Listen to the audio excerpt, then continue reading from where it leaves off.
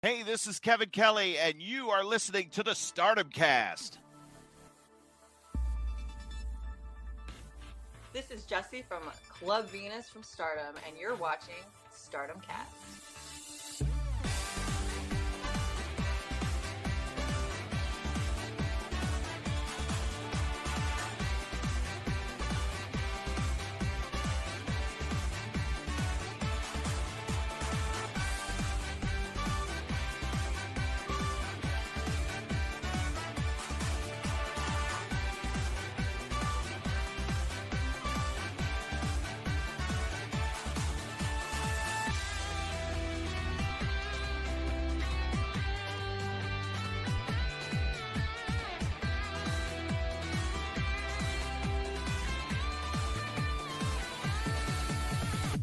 Hello guys and welcome to the Stardom Cast, your weekly audio source of all things World Wonder Ring Stardom. I'm your host Rob Good and I'm joined as ever by Mr. Matt Turner. Matt Turner, how are you, good sir?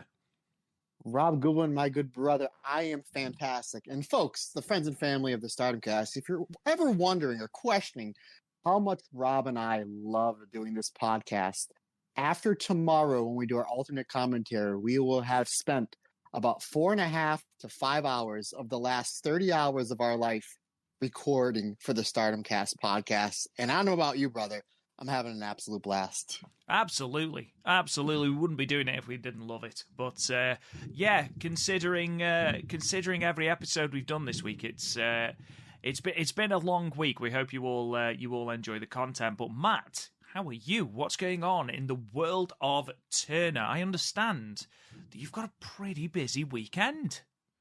Yeah, I sure did. I was away at Catch Camp, the quarterly Catch Camp at the Snake Pit USA. So that was, not only was that super busy, but keep in mind on Friday we had a surprise birthday party for my aunt, and all my family from where I live now is about an hour away.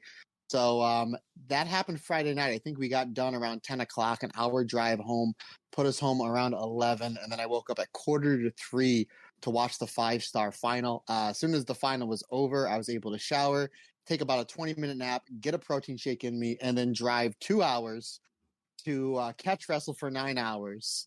And then drive 2 hours back home for about 7 hours of sleep, which is actually more than normal. And then drive another 2 hours for another 6 hours of catch wrestling camp. Then drove 2 hours home. And I thought, well, Monday was my daughter's birthday. So happy 19th birthday. Crazy to say, to my daughter, Lily. So I was taking Monday off work. I was like, you know what?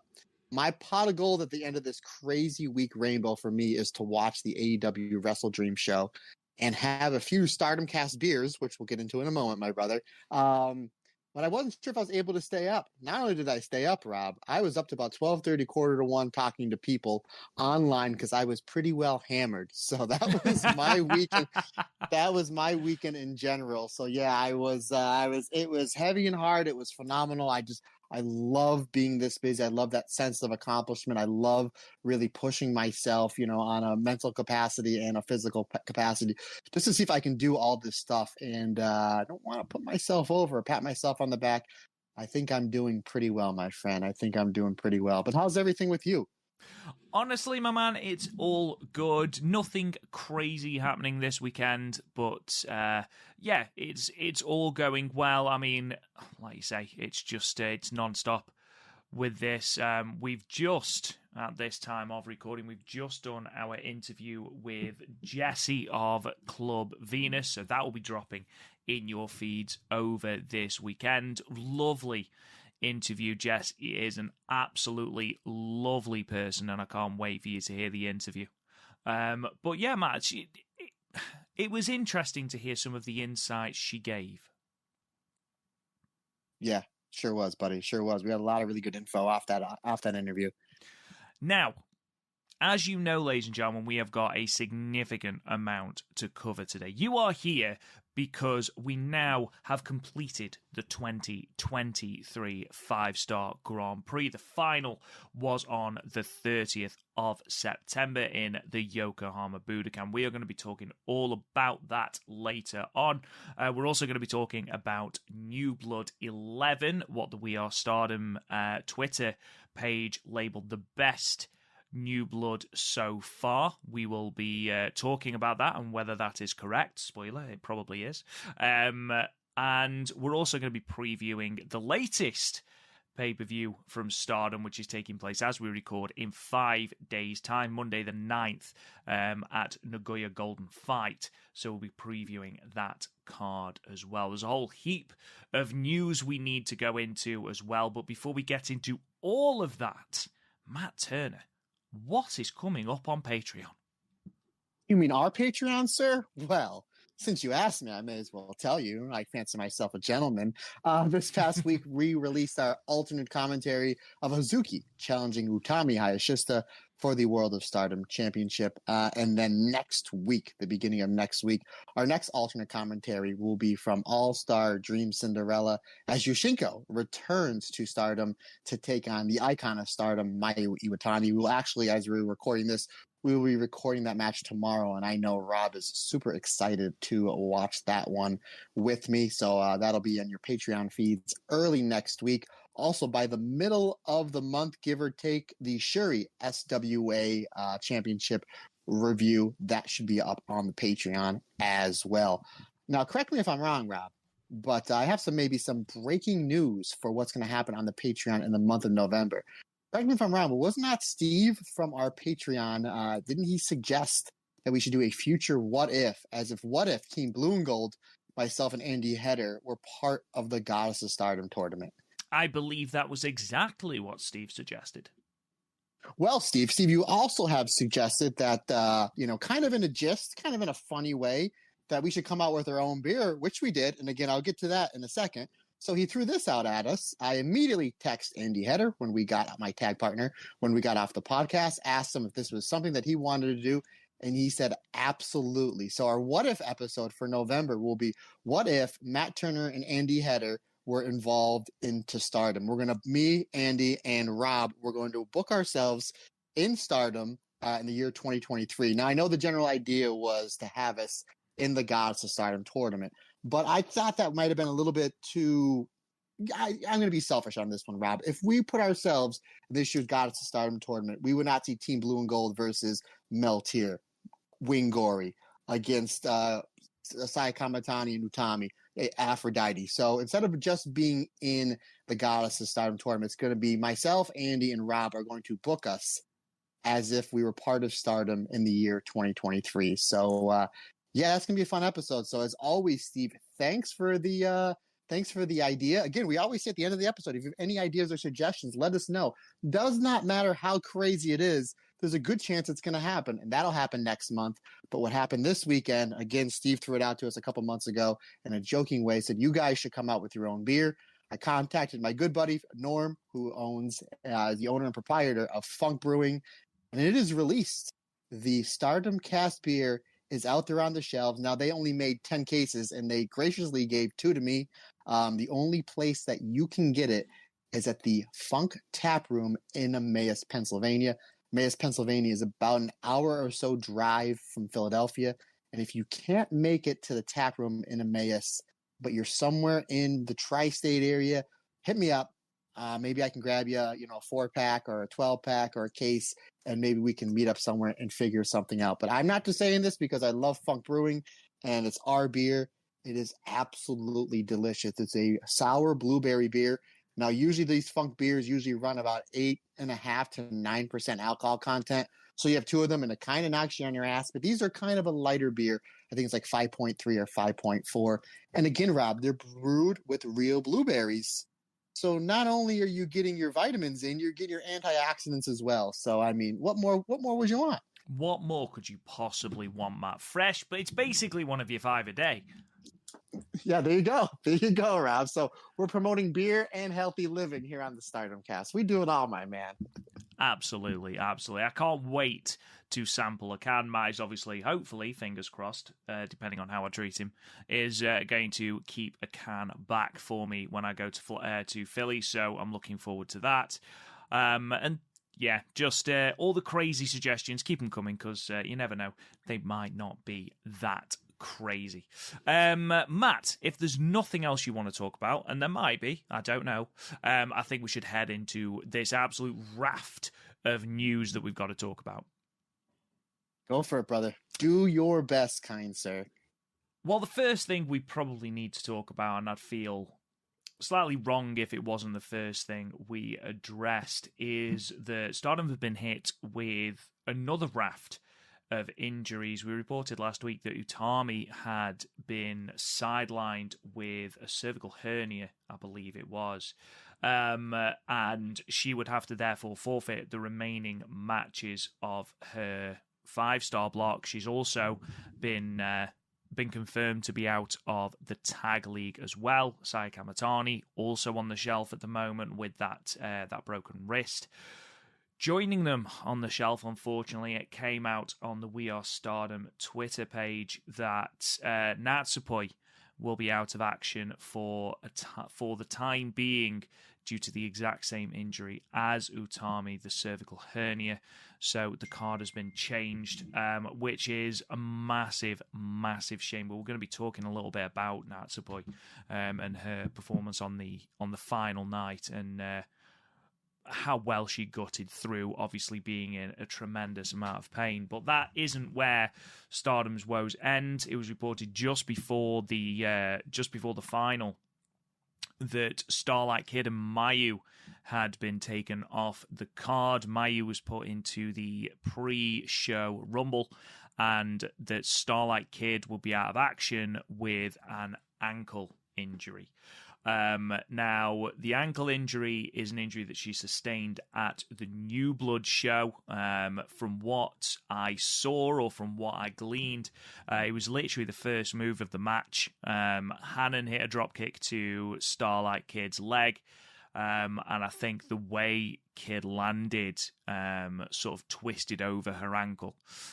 She, again, gutted through the rest of the match, which was very, very impressive. But that's now 4 pretty big stars on the Stardom roster out through injury. It's brought a lot of changes to the Goddess of Stardom Tag League, which we're going to be talking about in a minute. It's brought a lot of changes to the pay-per-view card, which we're going to be talking about in a minute as well. But I just wanted to bring this up, Matt. Now, obviously, to quote that old famous quote, this ain't ballet.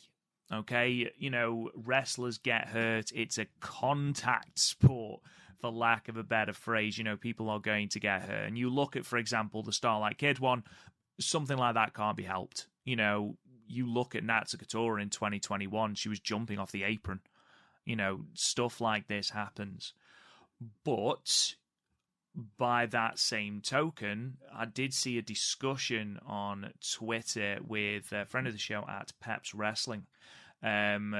Quoted something about Starlight Kid proposing a reform of the 5-star system so that every wrestler finishes the tournament without injury. And then Peps goes on to say maybe 4 blocks with 7 wrestlers each. And Bowling JD on Twitter then quoted it and said, I don't think the schedule was the issue. Athletes get hurt, it's wear and tear. Maybe they need to calm down on outside or extra bookings and lay off the mid-tour pay-per-views like Dream Tag. And obviously, in a nutshell, Matt, I just wanted to get your thoughts on, obviously, you know, the unfortunate injuries to both Natsupoi and Starlight Kid. Obviously, we hope that they're going to be better sooner rather than later, but also how much, obviously you are a wrestler, Matt, you perhaps know better than most how much this schedule, this full-on schedule that Stardom have, how much that is going to impact, and have they ultimately sort of contributed to their own downfall a little bit by adding in these extra dates in the middle of an already jam-packed schedule. I mean, you look at the 5-star final, you have the tournament, you had New Blood, then the final, and then a Korakuen, all in the space of 3 days. Is the schedule a little bit too much? Or is this just part and parcel of what happens in wrestling? Well, let's look at it 2 ways. I guess yes and no. Let's look at the 2 ways. You always want to get more reps in, right? Because the more you do something, doesn't matter what it is, whether it's podcasting, whether it's writing 84 books, whether it's anything that you wanted to do, you know, you're going to want to get more reps in.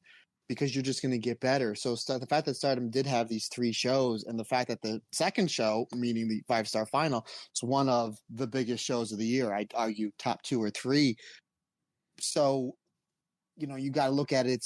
You're going to go in there. You're going to be getting more matches. You're getting more reps. At the same time, you're getting more exposure for yourself. You're making more money because you're selling more tickets if you run 3 shows against 2. Again, you're signing more autographs. You're in front of different audiences. Thus, it gets not only your brand out of a Starlight Kid or a Mayu or a Saya Kamitani, but also gets the brand out of Stardom as well. So you have that. And maybe a lot of times, the more times you wrestle, it'll callous your body more. Your timing's going to be better. Your strikes are going to be hitting hard in safe places better because you're doing it, again, more reps. So there's that one spot where it's just like, maybe not because of that. There's a lot of good that can come with it. But then again, at the same time, if you're doing something that you love way too much, maybe you do it a little bit too much and you could have a little bit of a burnout. Maybe you're tired and you're not taking that bump properly, or you're not taking care of your opponent as well as you should because you have that little bit of that burnout. So you can kind of look at it 2 ways, Rob. If you're asking me which answer to go to, I really don't know. I really don't know because I've never worked at that Blitzkrieg schedule. I mean, I think the most I ever did, I think, was like 5 shows in a row. And that was, a long time ago. So, again, you can look at it 1 or 2 ways. I understand that where a lot of people are saying, well, the reason why this is happening because they're running too many shows and they're getting injured.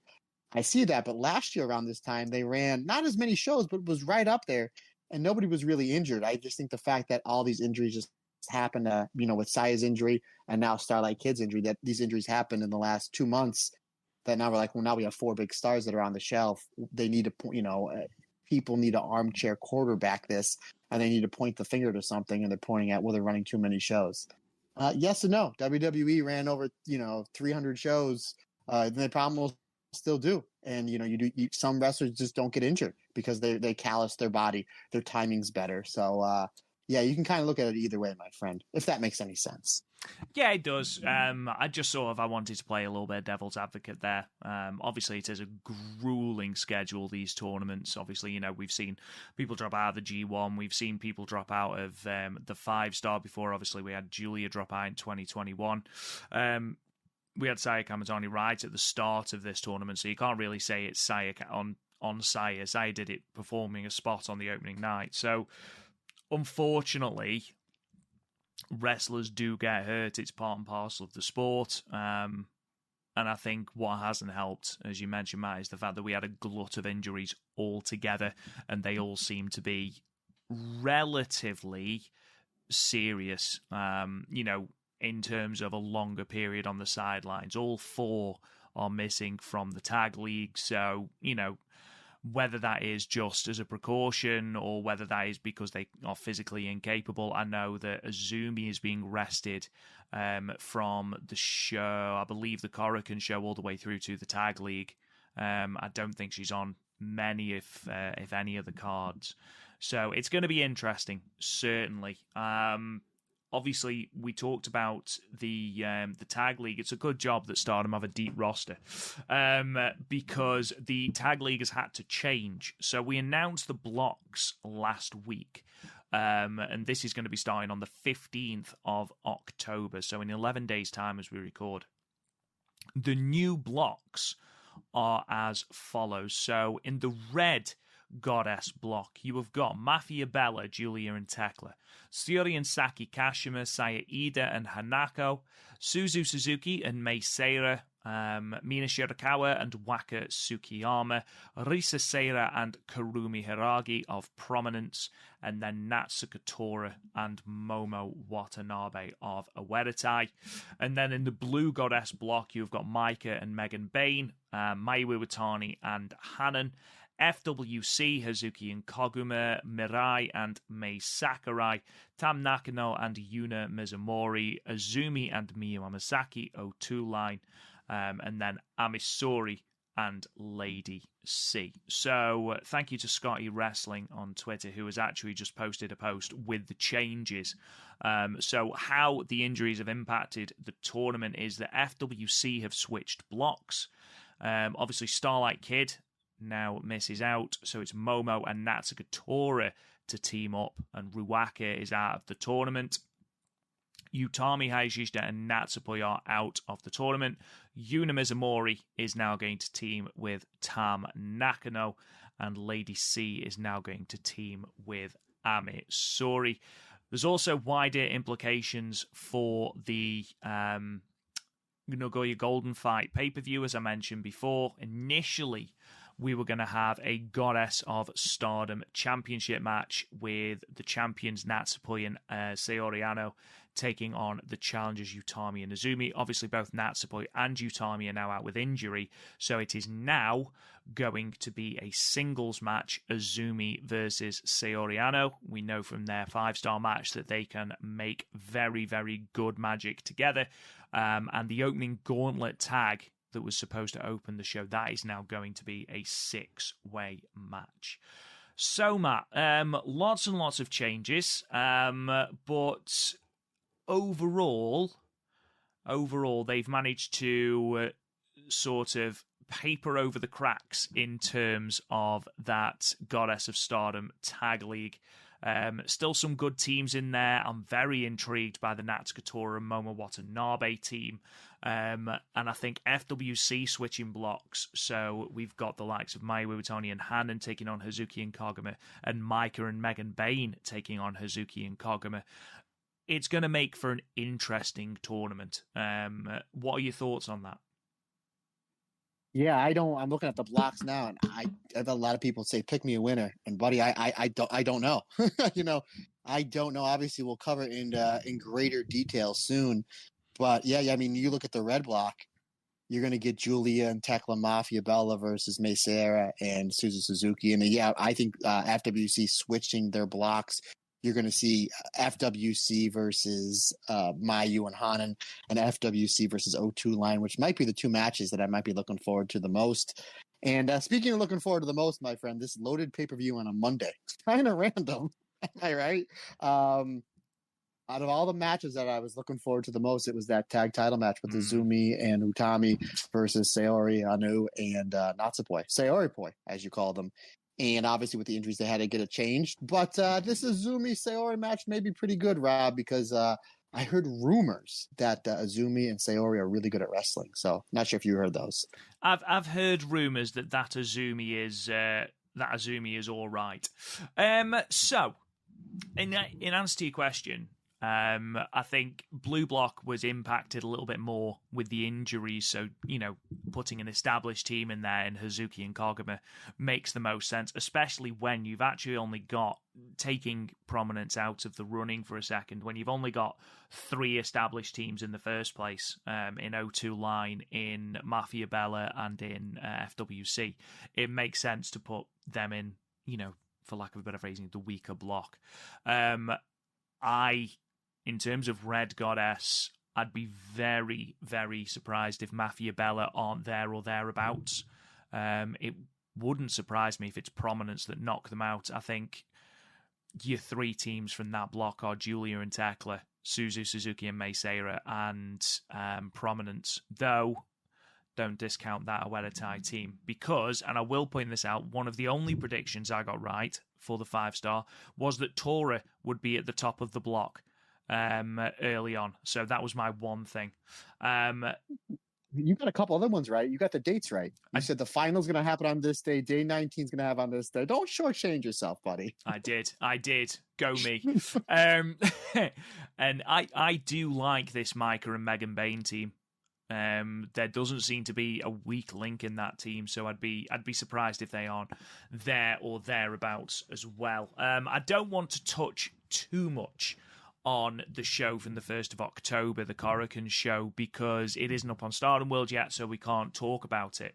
And I don't want to spoil things for people who haven't seen it. There is quite a bit of news coming out of that show, but we'll talk about it next week when we are going to hopefully have the pay-per-view for you as well. And Matt, the reason it's on a Monday, apparently the 9th of October, I learned, is a national holiday in Japan. New Japan are also running their Destruction in Ryogoku show on that day as well, with Sonada and Evil on top. So, yeah, apparently that's the reason they're running it on a Monday. It is a holiday. just because I know Matt loves a press conference, I do just want to touch on the press conference that Storm did when they announced the rejigged blocks and things like that. Mina has noted that obviously with Mariah May, spoilers, leaving to come home, to come back to England, that Club Venus is just her and Waka. So she is working on finding a new Japanese member of Club Venus, and noted that that person she's looking at took part in New Blood. So allow your speculation to run wild. Whether it is going to be Sexy Dynamite Princess, who knows? I was trying to say that. I mean, we know how much Tekla enjoyed being a part of Club Venus. Maybe Tekla will rejoin them in one of the weirdest yet funniest one-off matches we got in Stardom. But yes, I am intrigued to see who is going to be on that.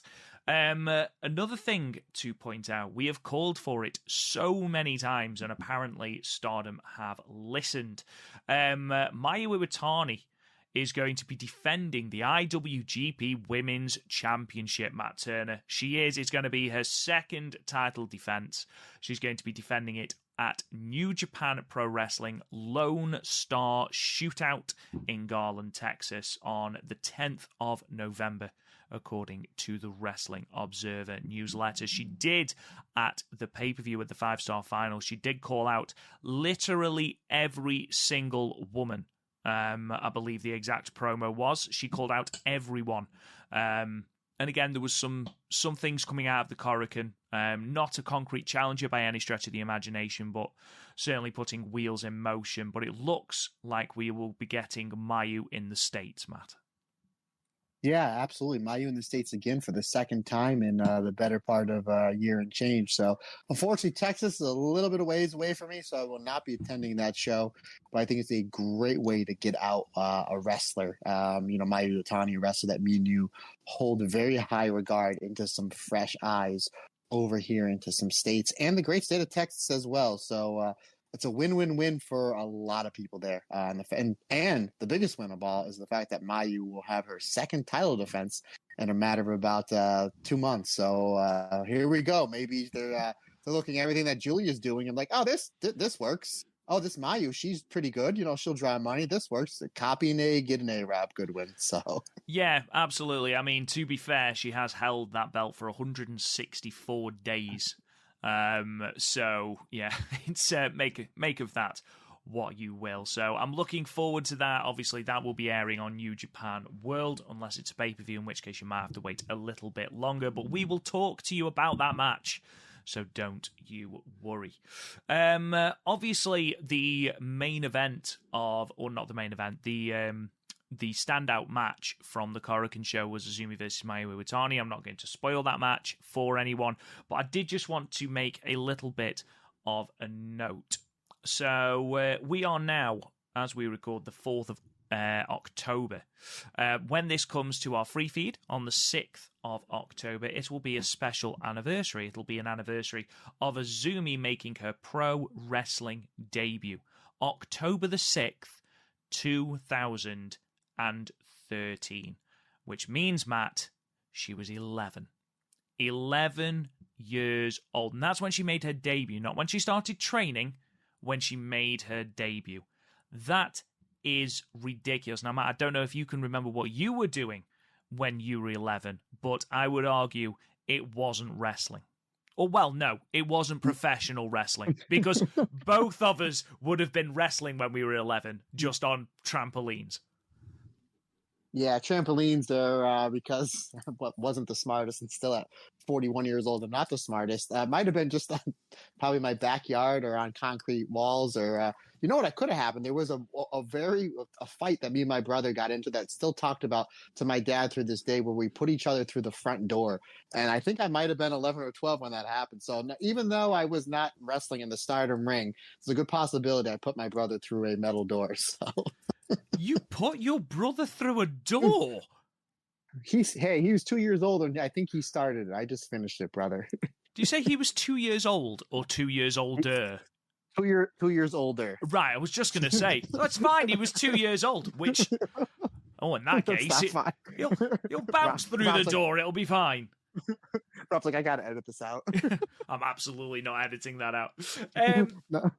And finally, final bit of news, because again, there's stuff coming out of the Korakuen, but I want to leave that to when we actually talk about the Korakuen. The Pro Wrestling Kitsune show that has been run by Eric of the Joshi Pod has made a match announcement. Now, obviously, Konami was announced on that card not so long ago, and her match for that show has been confirmed. It's a tag match. Her and Willow Nightingale taking on Mercedes Martinez and Janai Kai. That, Matt, is a very bloody tasty matchup. Yeah, is that the one that's in California, Rob? It is in Los Angeles, California, October 22nd, 4 p.m. start at the GD7 5 West Avenue, 3rd floor, Los Angeles, California, 90005.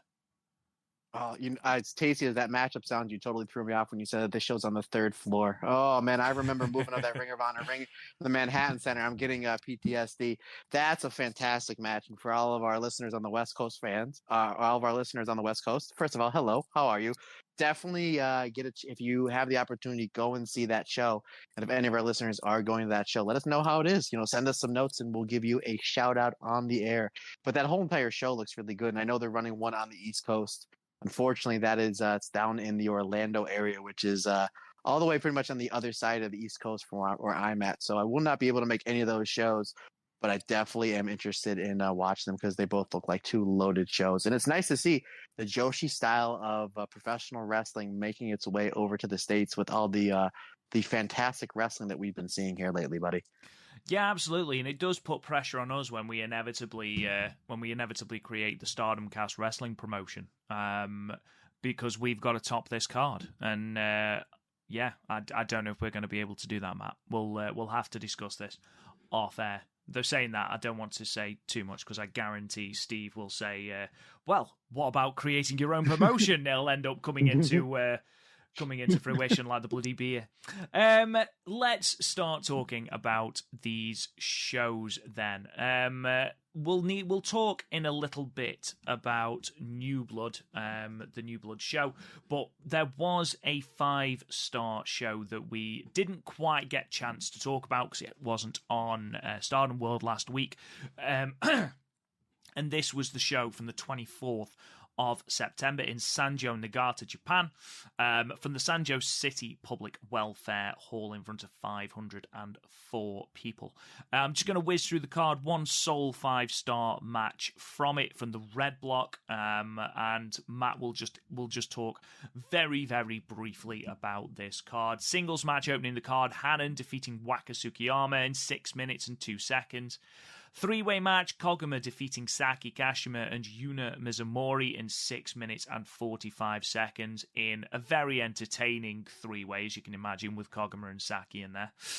Tag team match then, Mei Seira and Suzu Suzuki defeated Hanako and Megan Bain in 9 minutes and 54 seconds. In the only 5-star match on the card, Syuri moved to 11 points, defeating Starlight Kid, who remains on 4 and rounds out her quite miserable tournament in terms of point getting, in 10 minutes and 56 seconds. In your semi-main event, Club Venus, Rose Gold, teaming together for the final time, Mariah May and Mina Shirakawa, defeated the Uedatai team of Natsuko Tora and Ruaka in 11 minutes and 42 seconds.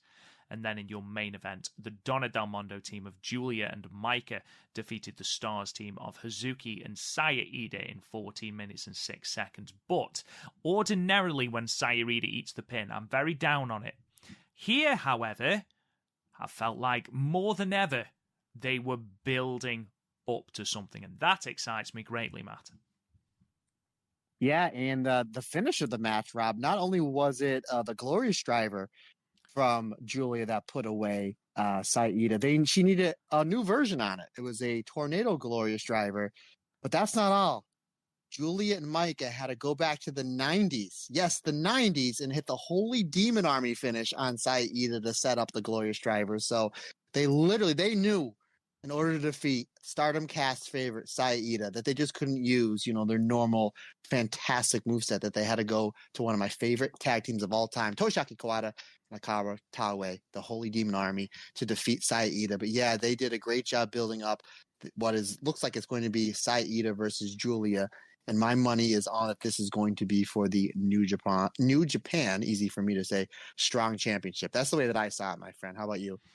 Yeah, absolutely agree. Absolutely agree. I think in terms of just talking about Saida again for a minute, just talking about how she's from being an afterthought, or what we perceive to be an afterthought for so long, we seem to, with the result of New Blood, with this program with Giulia, do we dare call it a program?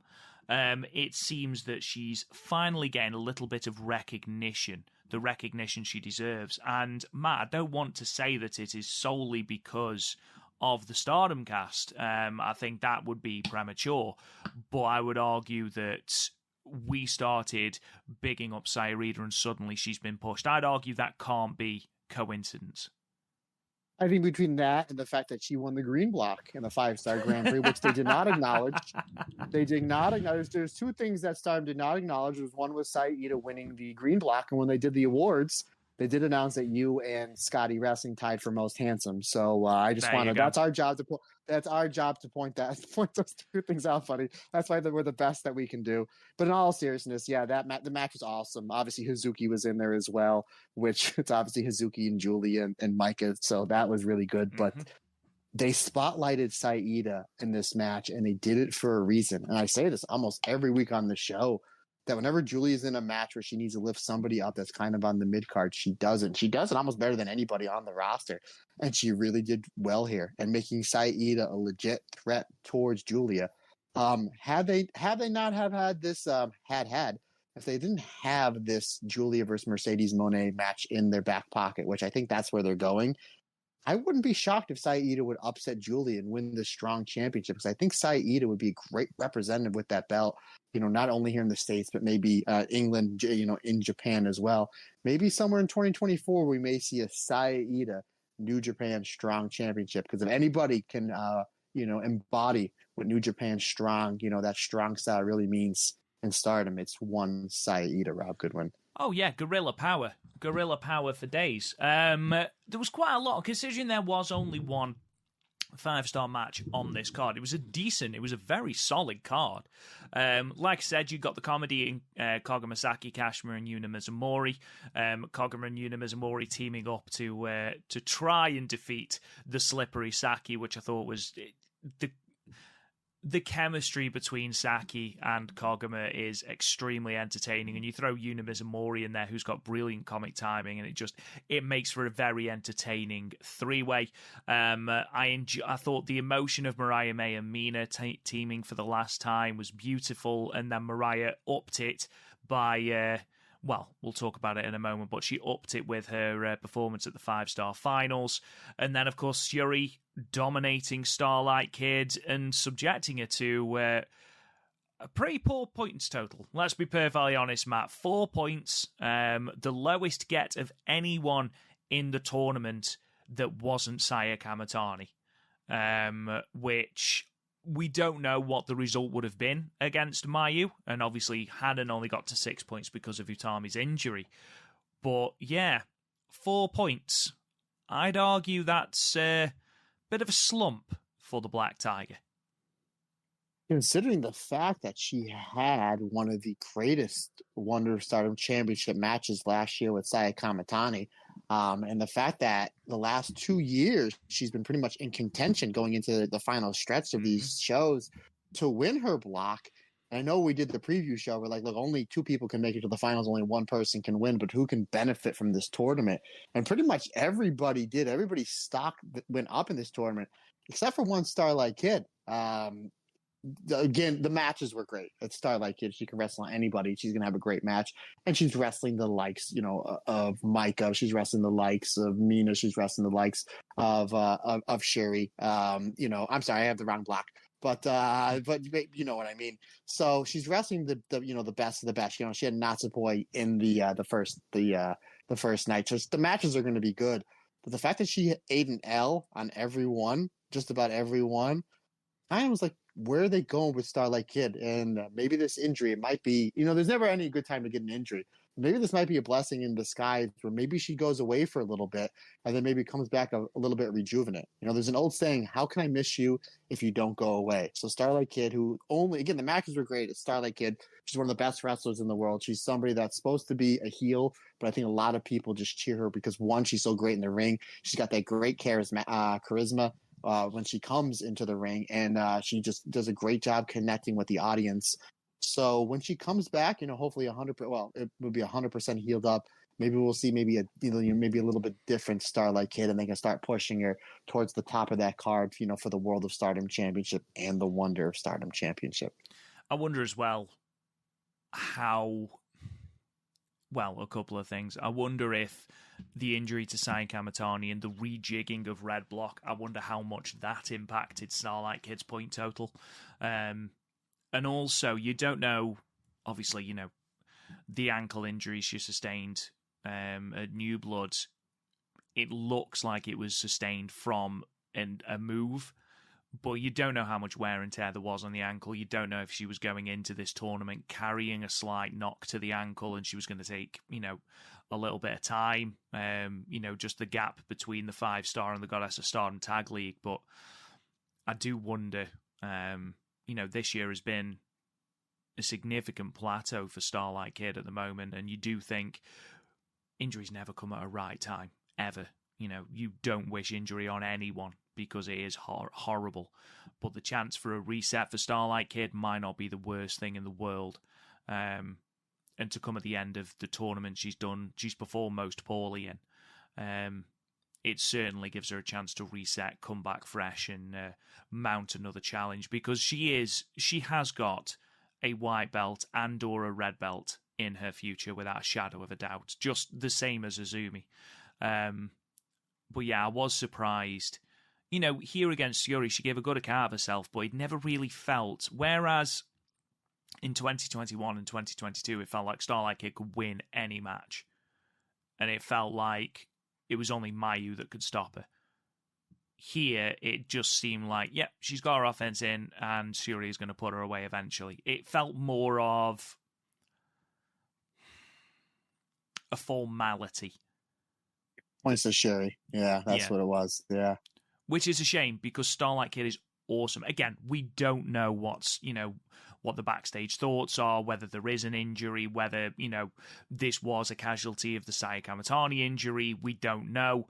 But one thing for sure is that when Starlight Kid returns, she's going to be better than ever. And hopefully, heading into the 5-star 2024, she's going to be right at the top of the block again, where she belongs. Is there anything else you want to touch on from this show, Matt? Yeah, well, just real quick, just talking about Starlight Kid's injury. I know you said a few minutes ago that you thought it came from like a dropkick that Hannah hit early on. I think she was nursing this injury for quite a while. The reason why is where I know, because I knew she was injured somewhere in this match from what people told me. And again, I could be wrong. I'm wrong all the time. It's part of my charm. When she was like just circling into the ring, before the bell rang, it looked like she took like a weird step and started hobbling on the ankle. So to me, it looked like she was injured going in, and the fact that she just took a wrong step on the mat, combined with all the crazy action she did, maybe that's where I think the injury was. But again, that's just from what I saw. So again, I could be wrong. As far as the show goes, 3 must-see matches. I know there's a lot of wrestling going on, not just in the World of Stardom, but just everywhere. But do yourselves a favor, go out of your way to see the final 3 matches. That was Rose Gold versus BMI 2000. I actually gave that one 4 stars. Micah and Giulia versus Saida and Hazuki. I actually gave that 4.25 stars and was my favorite match of the show. And even though there is a better Starlight Kid Syuri match out there, it still was an excellent match. I gave it 4 stars. So definitely, if you have time, go out of your way to watch those last 3 matches. Sorry. Do you think you okay? Yeah, I'm living. Fire up. Fire up. Do you think then that Kid potentially aggravated the injury against Hannah? Because it's clear where it happens. She hits this drop kick to the knee, and as she lands on the foot bends, So I'm wondering if it was already maybe an injury and then this just made it significantly worse, because by the end of that, she couldn't walk. I mean, nobody told Wingori that because they just solely targeted the leg and foot, poor kid. But anyway, either way, let's move on to the next show, which was the show that we've just talked about, New Blood 11, 29th of September, from the Shinagawa Intercity Hall in front of 357 people. Your results are as follows. A three-way match. Hina defeated Hanako and Kazumi Tanaka, in 7 minutes and 2 seconds. Hina pinning Hanako with the Gedo clutch. Singles match followed. Ruaka defeated Lady C in 5 minutes and 59 seconds with the Freezer Bomb. In one of the most bizarre three-way matches I've ever seen, Tekla defeated the Sexy Dynamite Princess and Waka Tsukiyama, Tekla pinning Waka with the Dokugumo Death Drop. In a singles match, Tam Nakano defeated Yuna Mizumori in 12 minutes and 22 seconds with the Violet Screwdriver. And then those three matches at the top. Nanae Takahashi defeating Mei Seira in 14 minutes and 33 seconds in the latest Passion Injection match with the Quinby Bomb. In the Future of Stardom Championship match, Rina won, achieving V3, defeating Azusa in Naba in 11 minutes and 59 seconds with the Pink Devil. Rina's reign goes on and eclipses 140 days.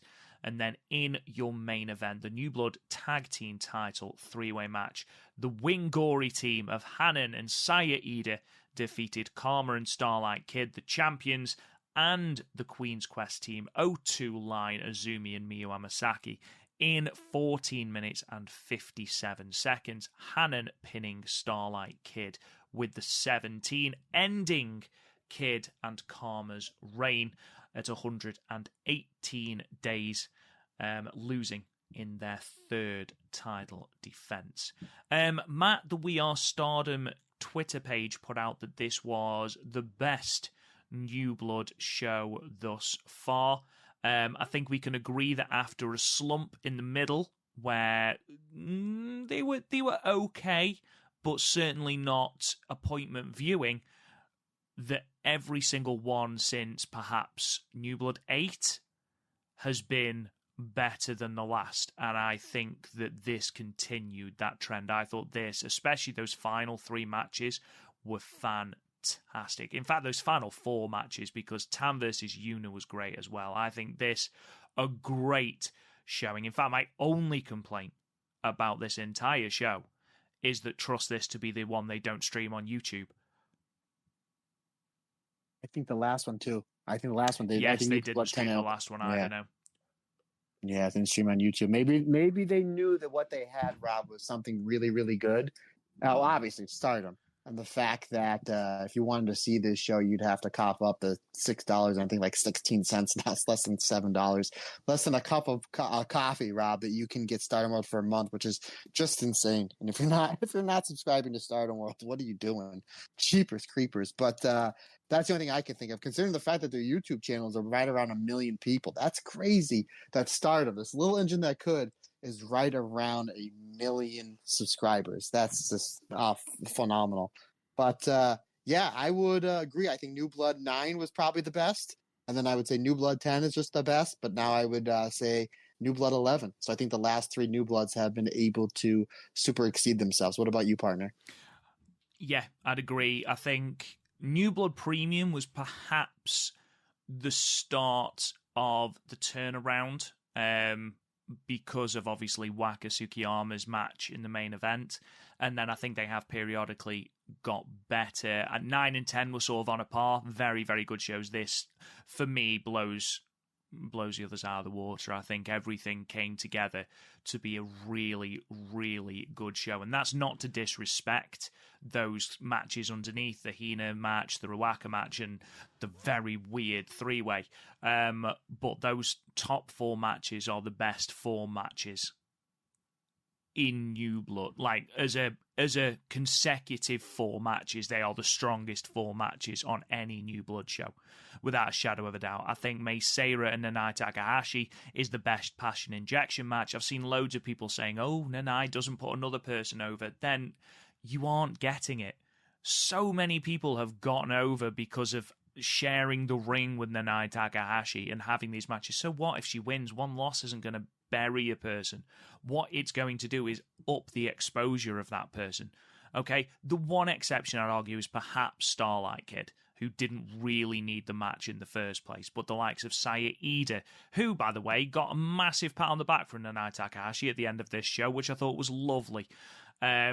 The likes of Lady C got a fantastic match with Nanae Takahashi. Waka Tsukiyama, her entire career in Stardom is helped by Nanae Takahashi, and I think Mei Seira was another fantastic chapter in this book of passion injection matches. Not that she needed it, because she's already fantastic, but I thought her and Nanae played off each other very, very well. Yuna Mizumori, Matt, is finally a member of Cosmic Angels, the worst kept secret perhaps in World Wonder Ring Stardom. But even despite losing against Tam, she has been made a Cosmic Angel for life. A really good match, I'll be perfectly honest. Yuna, and I've said this before on the podcast, considering Yuna was little more than the Pineapple Girl when she first came into Stardom, which I believe was on the first New Blood show, she's grown so much as a performer. Like, she's got so much better. The passion that she shows, she's stripped away all of the comedy that she had to start with. And I'm not saying that she should not have any comedy whatsoever, because she's got great comic timing, as I said before. But to have these sorts of matches with Nanae Takahashi, with Tam, with Natsupoi, I think she's proved herself to be far more than just a one-dimensional pineapple, which is very, very good. Very, very good. And I thought this was another great match, Matt.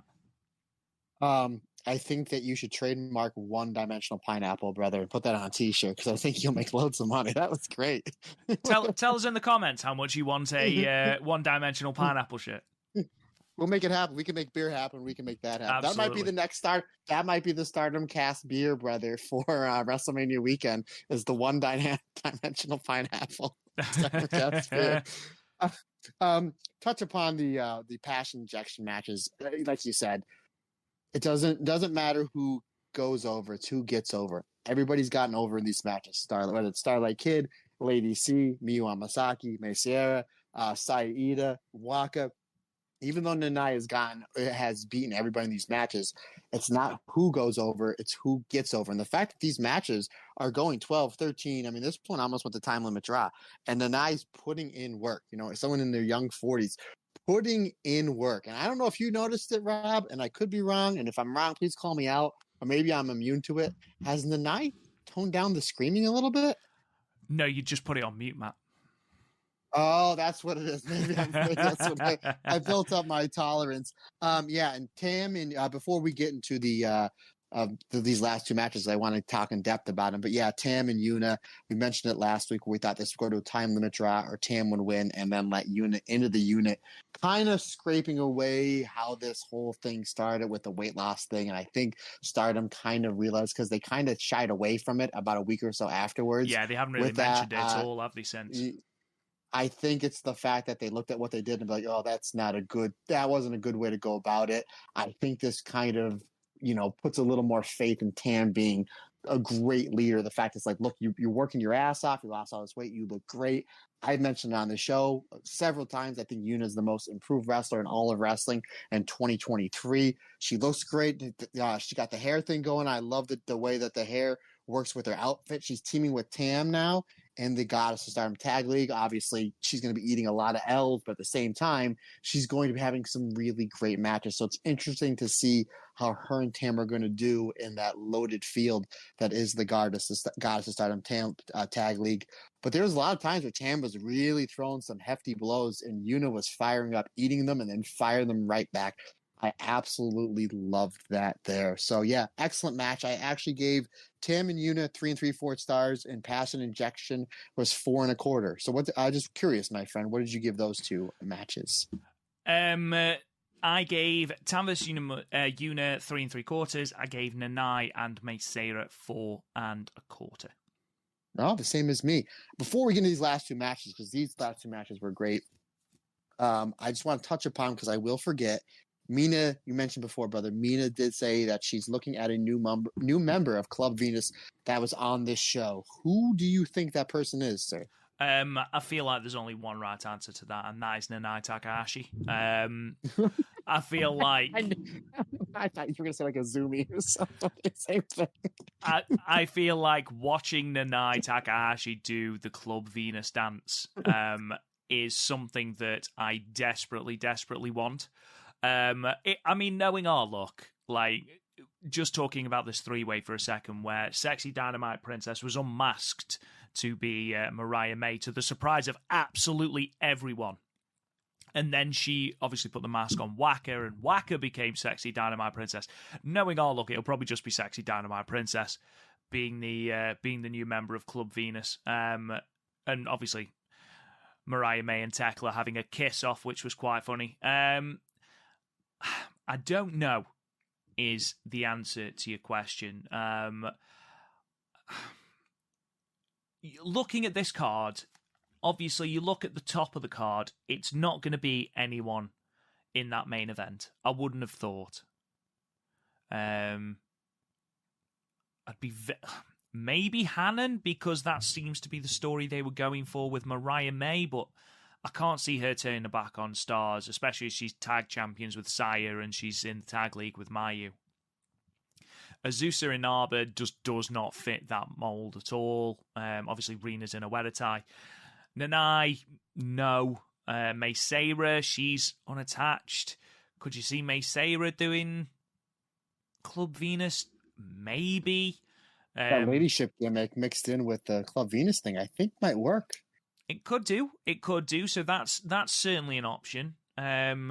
It would. I can't see them doing all this stuff with Yuna Mizumori and then having her instantly leave Cosmic Angel just to be a part of Club Venus. Yeah. That would be quite funny. It's not going to be Ruaka.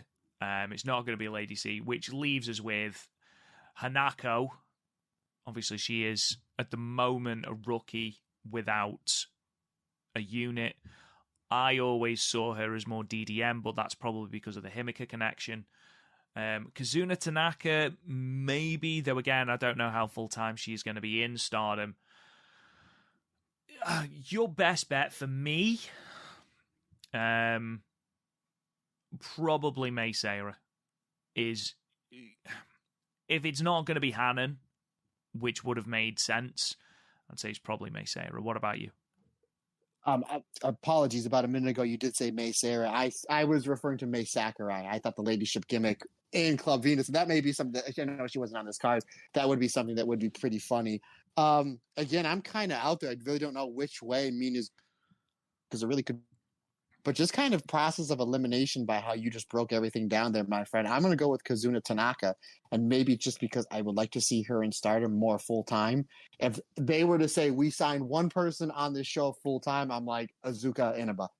Because I think she's fantastic, and I know that last year at this time, Suzu Suzuki was only like part-time with Stardom, and they brought her in full-time. I hope so much that they do this with the Inaba sisters, because Tomoka Inaba is one of my favorite wrestlers in all of wrestling.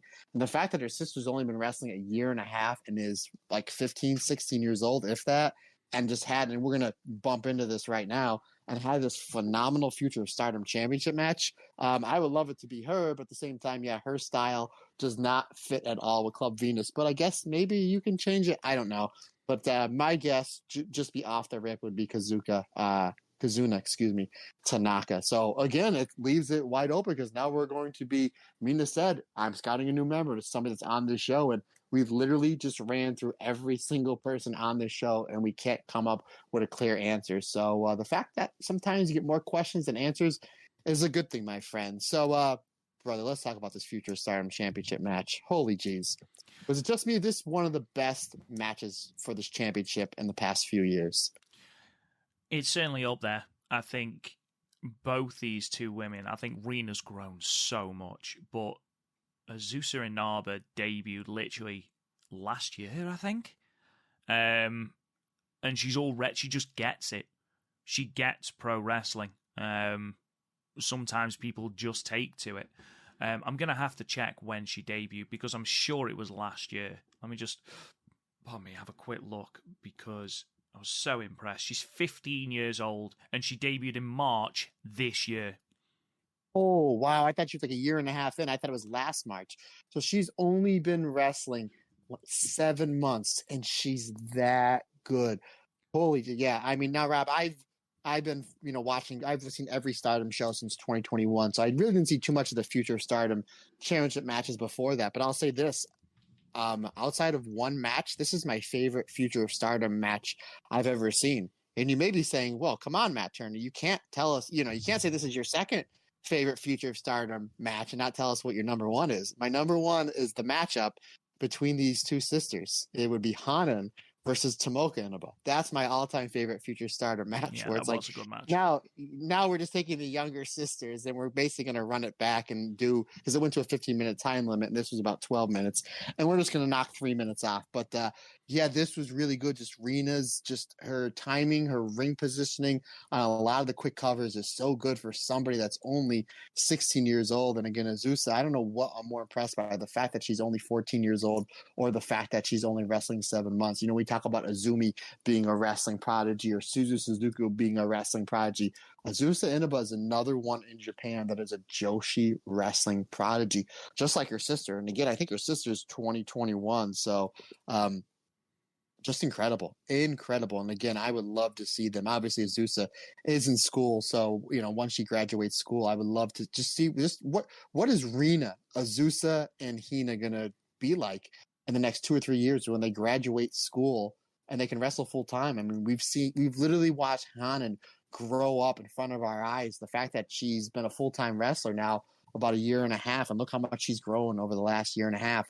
What's going to happen with these three? And obviously Rina and Hina are part of the Stardom full-time roster.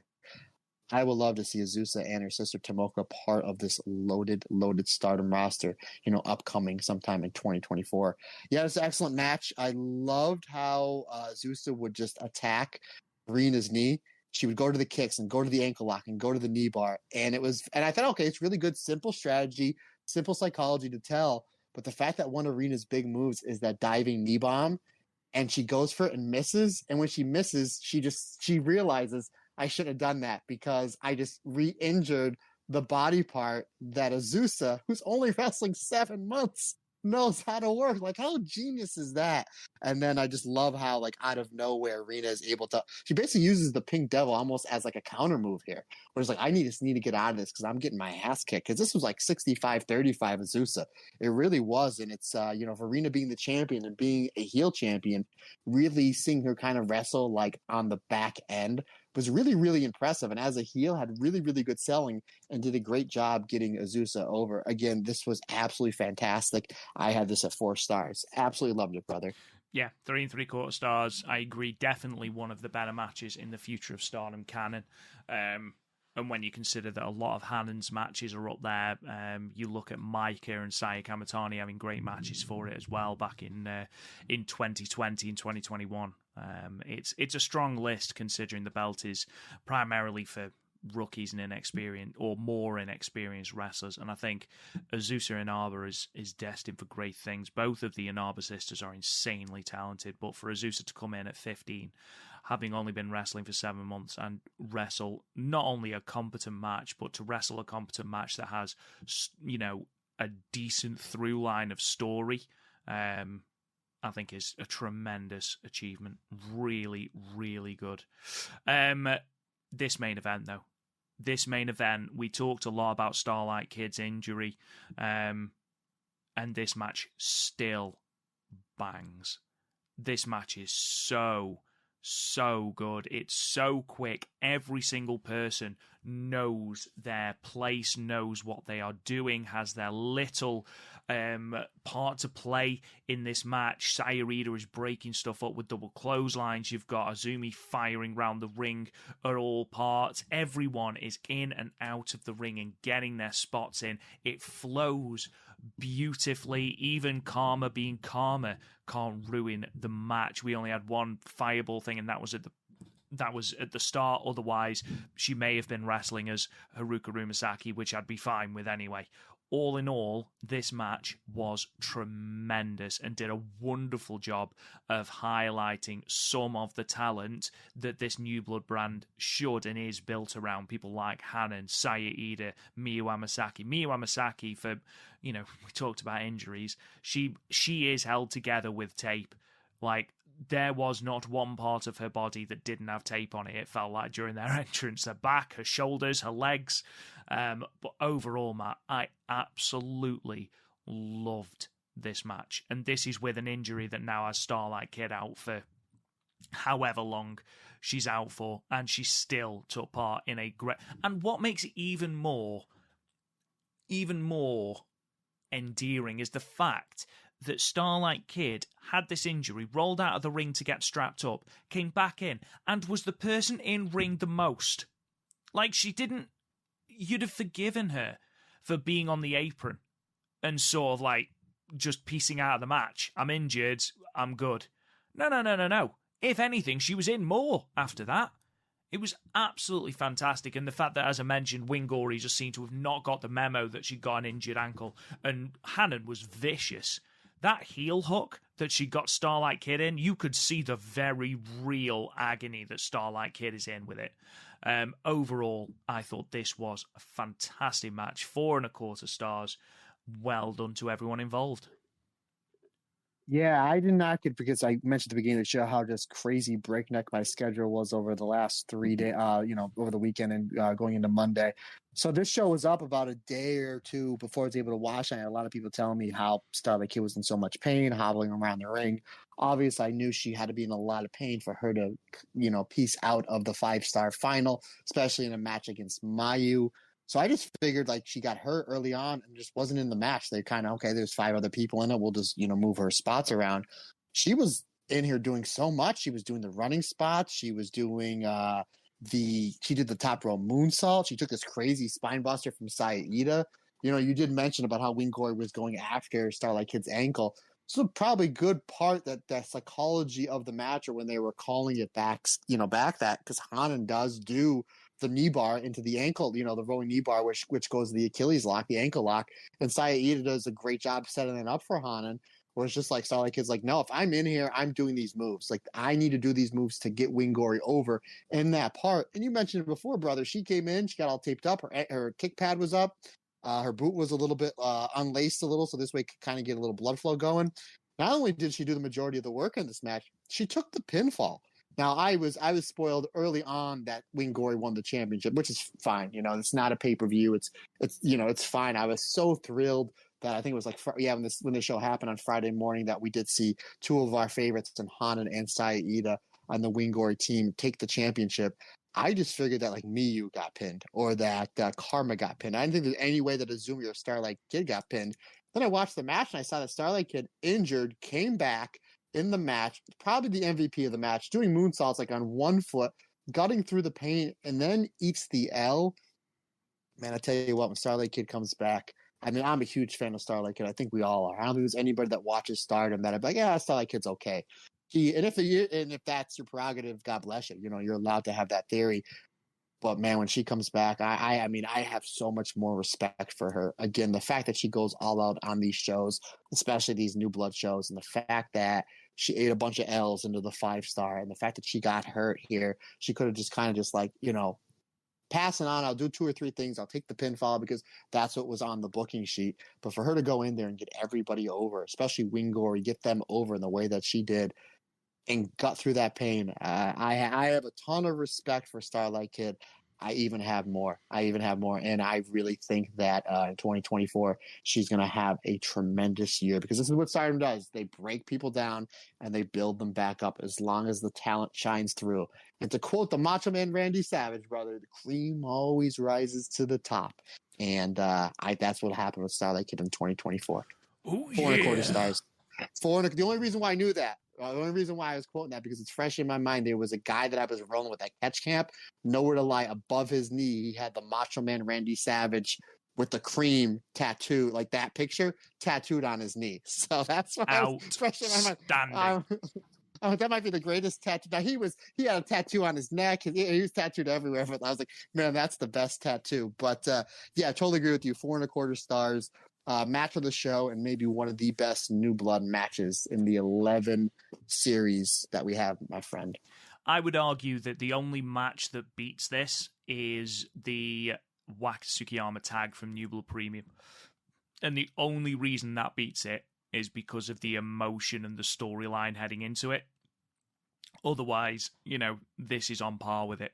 I thought this was tremendous. Absolutely fantastic. If you haven't got a lot of time, I'd highly recommend the final 3. In fact, the final 4 matches of this show. It's a really, really good show. Another good show, Matt, believe it or not, was the Tag League final. What am I talking about? I'm sure the Tag League final is going to be great, brother. So good for you. Way to promote shows in the future. I love it. I fully believe that you drive a DeLorean and that you have plutonium, brother. So good for you. Yes, absolutely. And it is... I have every faith that we are going to have all those teams still standing at the end, fingers crossed. Yes, the 5-star final, as I was trying to say earlier, happened on the 30th of September 2023, this 22nd night of the 5-star Grand Prix 2023 from the Yokohama Budokan in Yokohama, with a reported attendance of 2,507 people, which was the highest attended show at the Yokohama Budokan ever. Really? In all of wrestling? Or is there Stardom? Hang on. I'm finished. Oh, I'm sorry. I apologize. The highest attended show at the Yokohama Budokan, Matt, until the day after, when it got beaten by the Crush Gals 40th anniversary show. Hey, one day, brother. Absolutely. I came with that one-day run. We one-day run. But that's amazing, though. I didn't know that. I know that other wrestling companies have ran that venue before. The fact that was it's the second highest of all time, and for a 24-hour period, the highest attendance. That's awesome. Awesome. And considering the fact that, and I'm assuming a majority of these tickets were bought well in advance, but considering the fact there was 3 main matches missing off this show, and I know me and you were texting a day or two after the show, like, this show was so good, and considering the fact that 3 matches that we were missing, this would have been an all-timer. I said, I think I texted you, Matt, and said, this show, it was under 3 hours, because obviously the Mayu and Starlight Kid match got cut hours before. Utami was out as well. Saya Kamitani's match with Suzu Suzuki obviously was off the card from the very beginning. But this was a main card that didn't have Giulia, Mayu Iwatani, Utami, Starlight Kid, and Saya Kamitani on there. 5 huge names for Stardom were not on this main card, and it was still a really, really, really good show. And I think that's credit to the Stardom roster, the depth of the Stardom roster and the talent of the Stardom roster, because from the moment that main card kicks off, there is not one bad match. There is not one average match. All of these matches are great in their own way. From Mariah May and Hanan delivering a completely unexpectedly emotional final match for Mariah May, to Momo Watanabe beating the ever-loving Jimmy out of Azumi, to Sayori Ano, I will get it right eventually, I promise, and Mina Shirakawa just ripping each other's leg apart, to Micah and Mirai throwing the world's stiffest lariats and just attempting to drop each other on each other's necks, to Amisori managing to reverse a Suzaku to get a victory over her leader, in perhaps the shock of the entire tournament, to Hazuki and Natsukatora just having an absolute barn burner in 9 minutes before Hazuki is able to sort of get a fluke victory over the dominant Tora, which made perfect storyline sense, to poor Natsupoi, who wrestled, bless her, for 11 minutes and looked like every second of it was absolute bloody agony, and still put on a really good match. And that goes to show the depth and the talent of this Stardom roster, that you can take 5 huge names out of this group of Stardom wrestlers and still put on a top to bottom fantastic card with, 7 completely different matches. Absolutely outstanding stuff from all involved. Yeah, absolutely. And they got it all done in about 3 hours. So again, the fact that this card was missing 3 matches and it was still one of the best wrestling cards I've seen of the year, not just in Stardom, but in wrestling in general. So I think, Rob, this first match, what they did is the fact that we did not get Mayu versus Starlight Kid, the fact that we were missing Giulia versus Utami, and the fact that we were missing Suzuki versus Sai Kamatani, they made up for it in this first match. And what I mean by that, my friend, is we got to hear Hanen's theme not once, but twice. So it was all right in the world in the Turner household. I'm not rising to it. I'm not rising to it. It's a bit now, brother. Like bipolar, it's over with our listeners. We hear about it all the time. It's a bit. So just like how I have to get in Living the Dream, Stardom's 10th anniversary in review by my friend Rob Goodwin. I got to get the bit in. Don't you over, dare brother. try and soften the blow by plugging my book. How dare you manipulate the listeners like that? Robin, all the driving I did this past week, I was listening to the podcast, a lot of music. I told you I was in a big Blink 182 kick. So there you go. That'll soften the blow for you, brother. Big True. Blink 182 fan. True. I searched for hours anywhere to find this new Hanen theme so I can listen to it. And I could not find it, my man. I could not find it. And never should you. Never should you. Absolute travesty. Absolutely. If we ever talk to anyone from Stardom within the inner workings of the company, I have got questions. I think we are. That's the best part. I think we are. Oh, that's going to be part of the question. Honestly, I'm.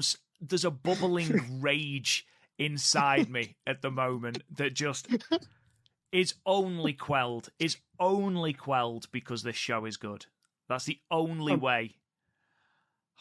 I'm sweating. I'm laughing so hard. All right, bro. Let's talk about this match. This match, though, with Hana and Mariah May, very technically wrestled, great. Chain wrestling back and forth that we did see. Obviously Hana getting her, the Famouser in, and we saw Mariah May getting the Sling Blade in. You had Mariah May bringing it with those chops. Boy, where chops were from 3 months ago to now is like night and day. Mm-hmm. She's just improved every which way in the ring. And this was a good way for Mariah May to kind of end her time in Stardom, at least for now. From what there was reported in the Wrestling Observer, the door is open for her to come back. And is the door really ever closed for any wrestler to come back? You know what I mean? So this was the perfect thing for her to put Hanan over in what was a really, really good match. I liked how the finish comes where Mariah May is trying to set Hana up for the Once Upon a Time, but Hana's able to roll through and then use Mariah May's momentum against her to get the 17 roll-up for the win. And then we see the emotional post-match, not press conference, promo between Mariah May and Hanan. I thought this was a great match. In all seriousness, a great way to start this fantastic show. And to be honest with you, Rob, this was the match that I want to say liked the least, because that's negative.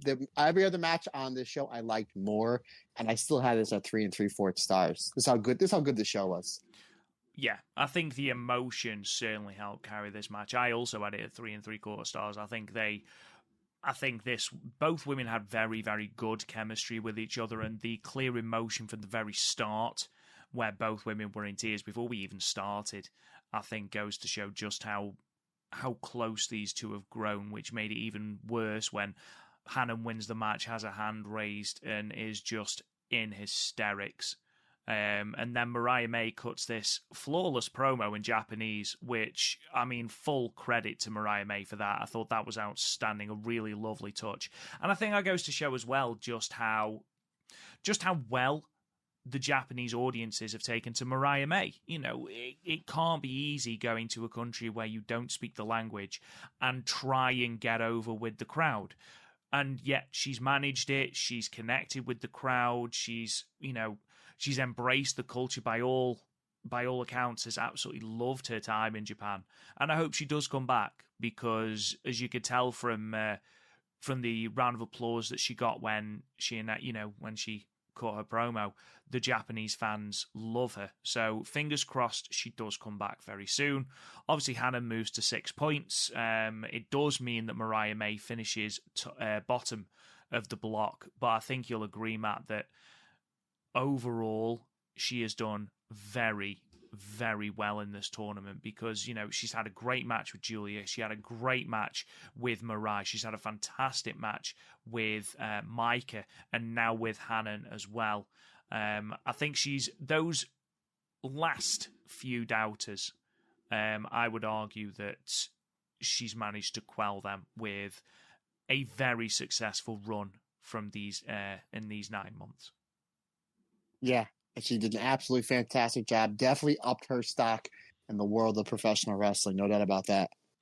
We then got the announcement of perhaps the worst kept secret in Stardom, that Dream Queendom is in fact official. Dream Queendom 2023, or Dream Queendom 3, however you want to say it. It will be coming to you on the 29th of December. From Ryogoku Kokugikan, which means two things. One, we've got a fantastic end of the year show on the 29th of December. And secondly, if Mayu Iwatani is in a high profile match, which she should be, it means we get another fantastic cutscene of her trying to pronounce the name, which is always my favourite part of the Dream Queendom shows. Yeah. And for what we understand, that whole thing might be a work, but pay attention to our Jesse interview dropping soon. We've then got a Blue Stars match. Momo Watanabe moving to 10 points, defeating Azumi, who stays on 8 in 8 minutes and 13 seconds with the Peach Sunrise.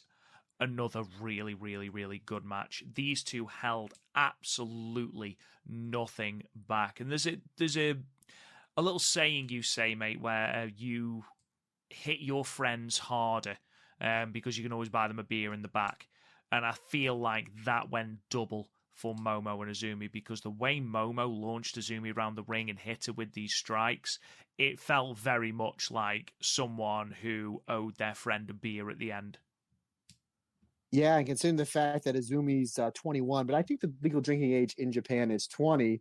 Azumi was drinking beers, and another reason why I know Azumi was drinking beers after this match was, who's Azumi's leader?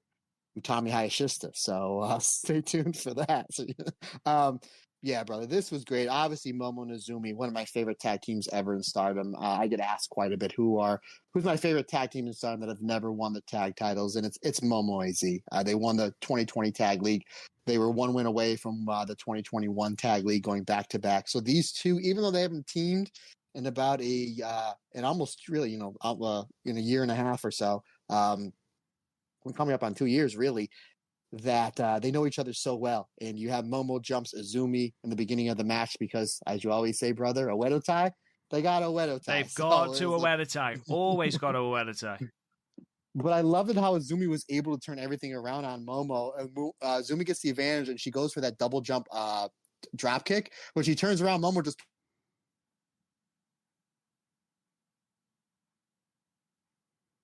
through chairs. Why is that, Rob? Because a Oedo tie? What do they got to do? They've got to a Oedo tie. They got a Oedo tie. Momo Watanabe is a Oedo tie.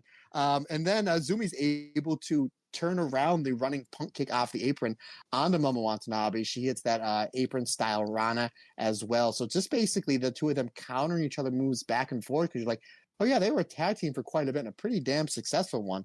So you get some really cool stuff there. And even Azumi, she really brought the kicks here. Azumi has always been a pretty good striker, but her head kicks over the last year and a half is really some of the most underrated striking in all of Stardom. And the fact that she's able to go almost kick for Momo here and almost gets a count out. She hits the big running kick, like I said, off the apron, and they do a count out tease. Momo Watanabe comes back with the big head kick, inhumane driver.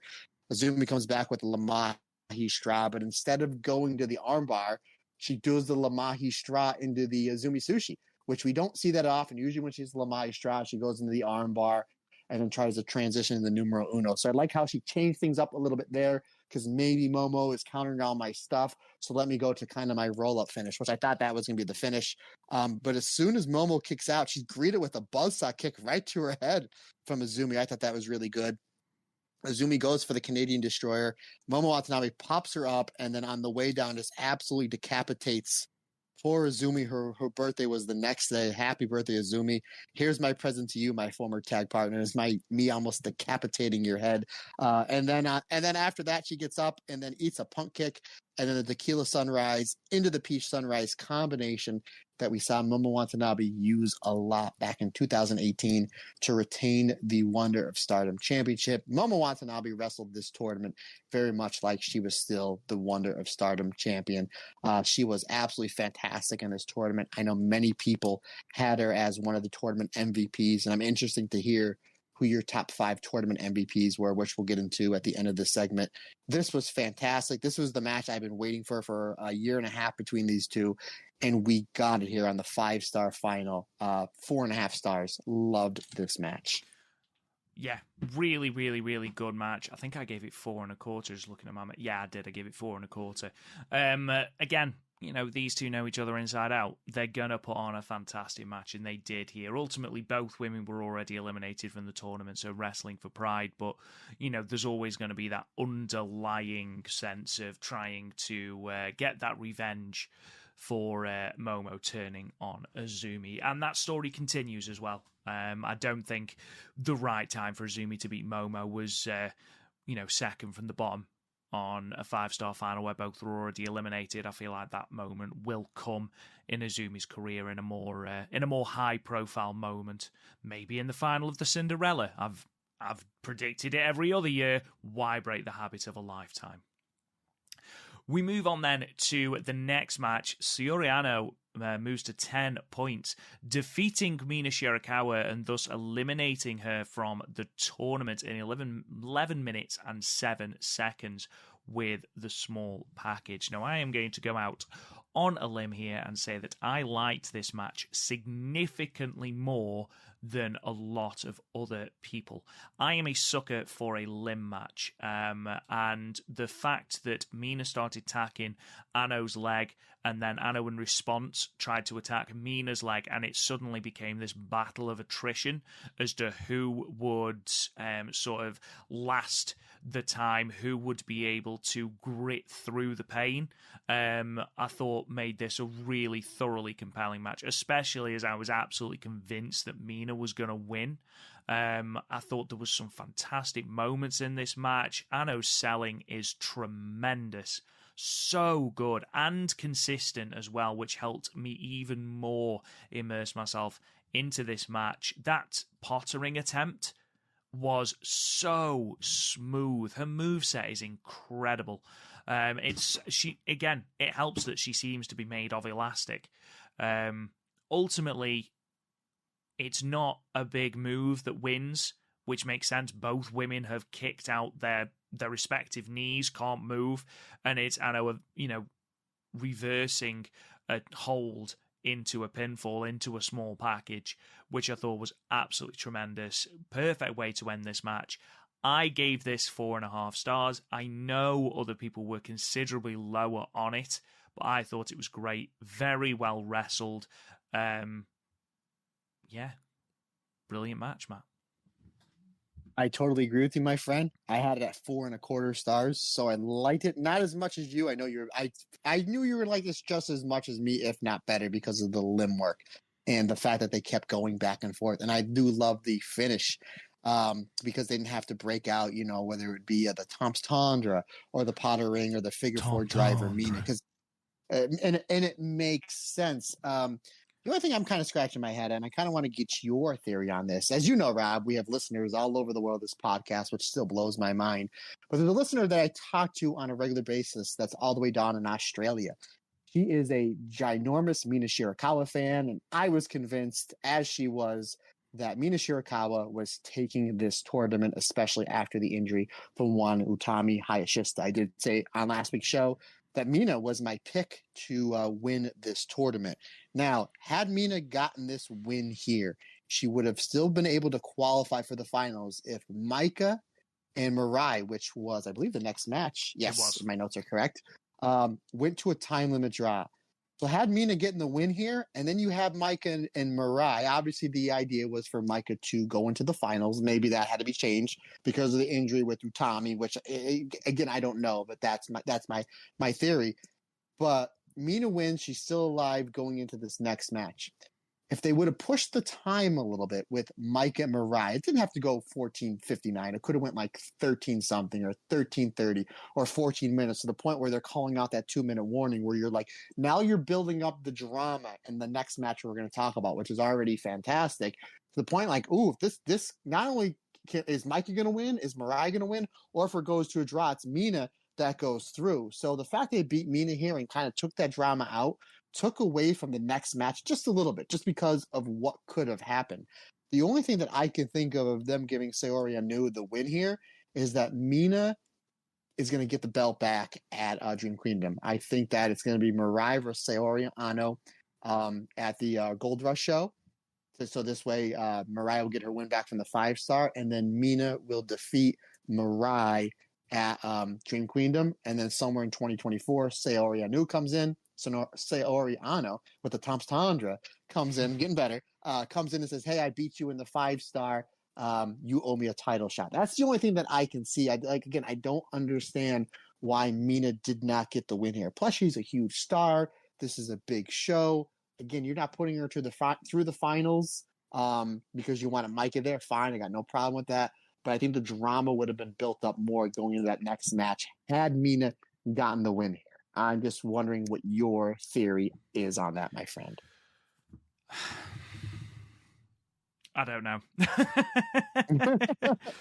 I've honestly, this entire tournament, obviously for a slightly different reason, I learned my lesson from trying to predict things from the Cinderella tournament where they just threw the entire book out the window, seemingly, with that tournament. And it feels like, obviously, out of necessity with the injuries that they've had, they've done the same here. So I honestly could not tell you, Matt. I'm not even going to try and speculate, if I'm being perfectly honest. I'm really not, because I'll only end up sounding stupid. What did you give it, though? Did you say you give it 4.5? I had it 4 1/4. 4 1/4, right. Oh, I gave it 4.5, that's right. A match that I'm sure we both love, though.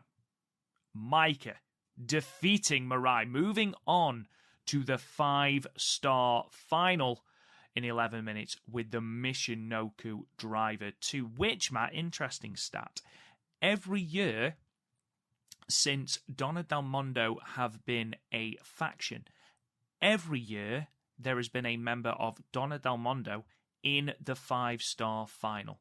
Himika in 2020, Syuri in 21, Giulia in 22, and now Micah in 23. That just completely proves faction dominance. Poor Mike and Himika. We've been talking on this podcast for the better part of 2 years. Mike and Himika are always the bridesmaid, never the bride, and they're the only 2 of the 4 that have lost in the finals. God bless them. Absolutely, but Jesus Christ, is Micah the MVP of this show, because her and Mirai beat the ever-loving Purple Jimmy out of each other in this match. They throw everything at each other, to the point where I actually thought this is going to go to a time limit draw because they are throwing everything at each other. That, you know, there was something else in the pipeline, because I didn't think there was any way that Micah will be able to exert this much energy and then have a second match in the final. But I was proved wrong. I mean, Micah was booked incredibly strong. She kicked out of a lariat. She kicked out of the Miramare Shock. You know, ultimately, I thought this match was so damn good. Like, thoroughly enjoyed. They managed to compress a significant amount into 11 minutes here. And I know that Mirai had a really slow start to the tournament, but then you look at her list of matches, and I've got my ratings for Mirai matches here. 4 1/4 stars against Giulia, 4 3/4 against Micah. Yes, I went that high. I thought it was that good. Mina Shirakawa, 4.25. Momo, 4 stars. Hanan, 3.5. Syuri Ano, 4.5. Mariah May, 4.5. Azumi, 4 stars. For me, she has been one of the most consistent wrestlers in a fantastic blue block. We knew blue block was going to be good, but I think Mariah has been one of the highest spot alongside Micah, who I think has been absolutely tremendous as well. But this match, Matt, one of my favourite matches of the entire tournament. Overall, I think the right person won. But yeah, I'd love to hear your thoughts on it. Did you get this 4 3/4, brother? I did indeed.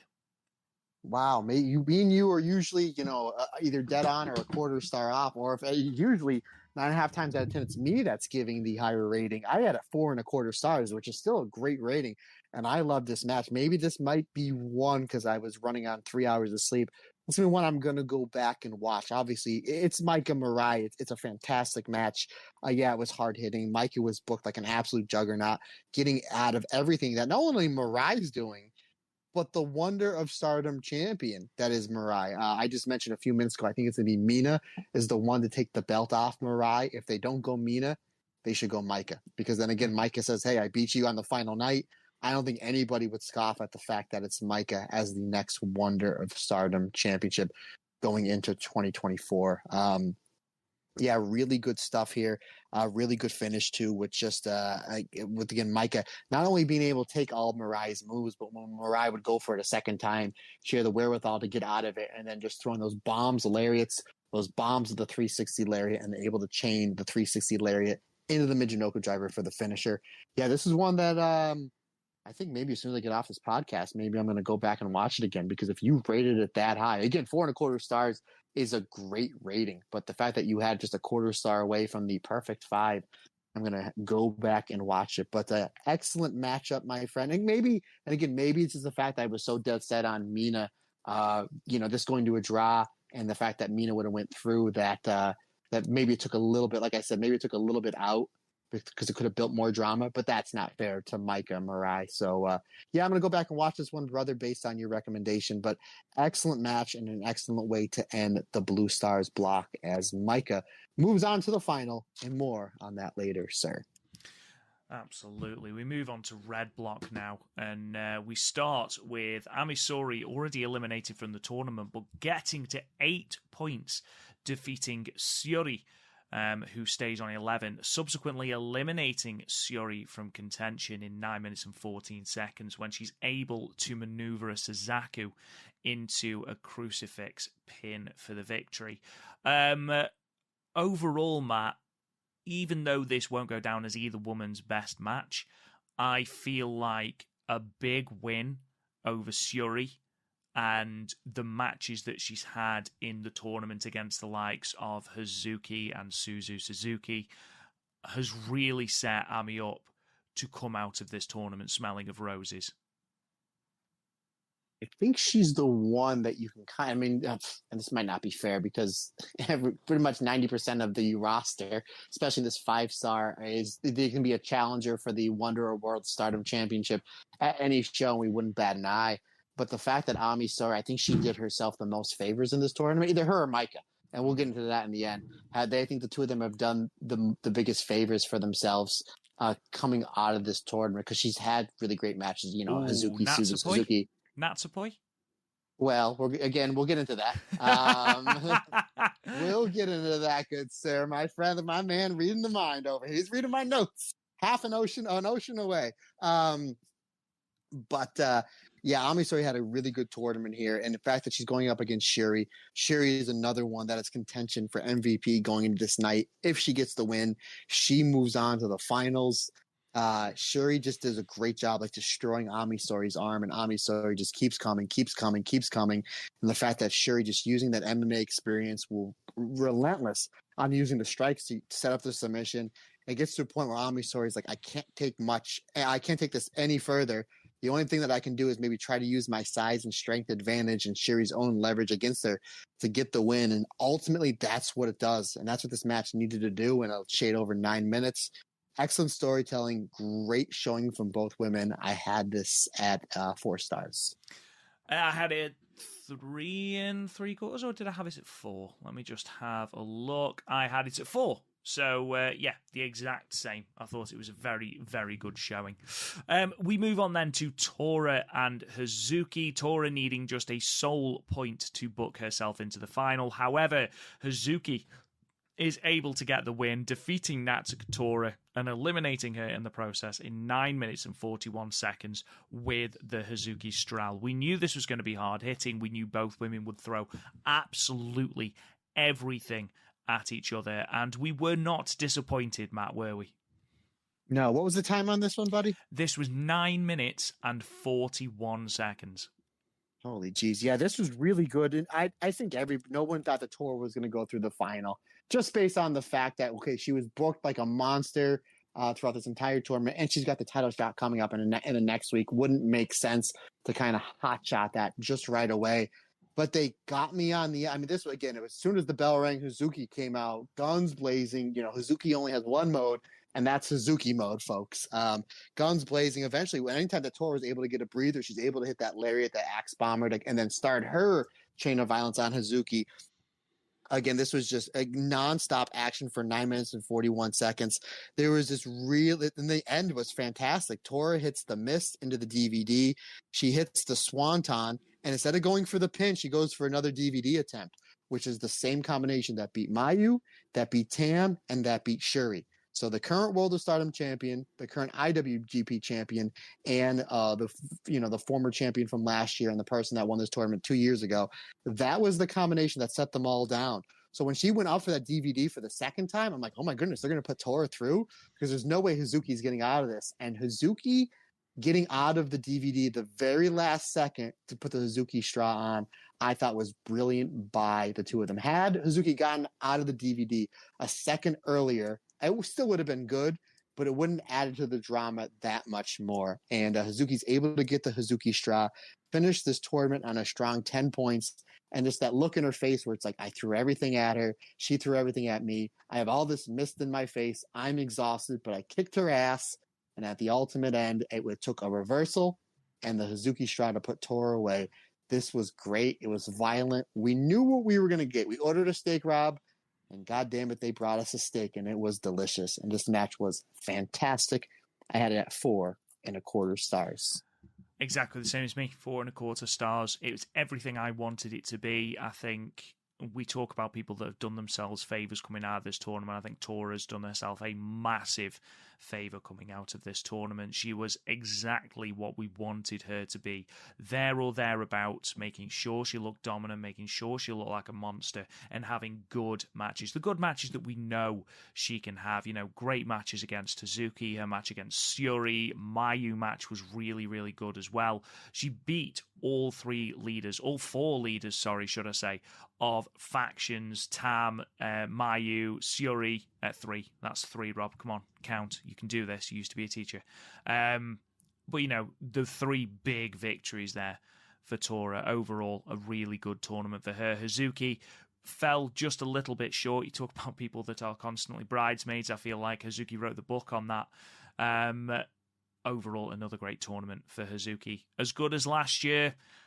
Maybe not, but last year was something else. Last year was unreal, Hazuki, and this year she was still one of the most consistently outstanding performers on this card. Speaking of wrestlers that have never won... I'm sorry, buddy. You go for it, my man. Oh, sorry, but out of all the wrestlers that have never won the tournament or made it to the finals, I think Hazuki's 2022 is the best run in the history of this tournament. I think me and you both had her as the MVP. So, yeah, as far as wrestlers that have never made it to the final in this tournament before, I think Hazuki's 2022 run was the best ever. So, yeah, it was a run as good as it was last year. No, but last year's run was legendary. But at the same time, this was not bad either, my friend. Not bad either. Not bad at all. We then move on then to Natsupoi and Tam Nakano. Tam needing 1 point Tam needing to win to go through to the final to meet Maika. If she didn't win, or if there was a draw, Suzu Suzuki would go through to the final to take on Maika. And standing in the way, Natsupoi, her Meltier tag partner, and it was Natsupoi who finished off an outstanding tournament by moving to 11 points, defeating Tam, who also ended the tournament on 11 points in 10 minutes and 54 seconds with the Fairy Strain. There's something quite nice and poetic about Natsupoi's tournament ending with a victory over the Red Belt champion. I think Natsupoi has, and we're going to talk a little bit about our MVPs and our favourite matches and so forth. I think if Natsupoi isn't in your top 5 MVPs for this tournament, you haven't been watching the tournament, because Natsupoi, especially her early sprint in the tournament, her matches against Starlight Kid, her match against Syuri, her match against Mayu, some absolutely outstanding wrestling. And there was a time in this tournament where she was wrestling the most consistently in the entirety of Stardom, and I don't say that lightly.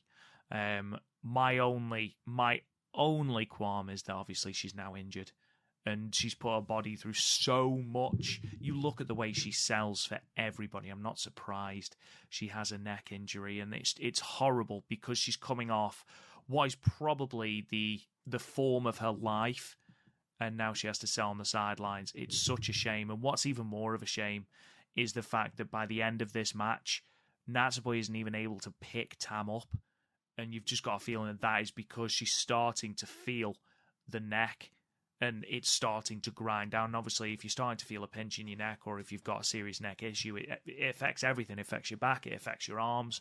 So to then go on and wrestle a high-impact match, because Tam then threw her over her head with a German suplex. So there was literally no sympathy from a tag partner. But, for Natsupoi to gut through it and to hit the Fairy Strain for the victory, I think she needs incredible credit for that, because she must have been in extortionate pain. So yeah, I think overall a lovely end for Poi to get the victory. Maybe she can parlay this into a red belt match. You can't tell me you wouldn't want to see Tam versus Natsupoi at the top of the card, and if anyone deserves it, it's bloody Natsupoi. But yeah, just a hard finish to watch in some regards, Matt. Yeah, again, you have the former tag team champions here against each other in Meltier. The super pop duo in Meltier, by the way. And I liked how, again, very much like Azumi and Momo, where the tag partners know each other, but except Tam and Natsupoi actually liked each other. So they're doing the mirror style offense where nobody can get the advantage. Literally to the point where Tam goes for a dive on the floor, Natsupoi moves, Tam crushes into everybody, all the seconds on the floor, and then Natsupoi goes, "That's a pretty good idea, Tam. I do a dive too. Let me do a dive." And then she misses the dive. It did make me laugh.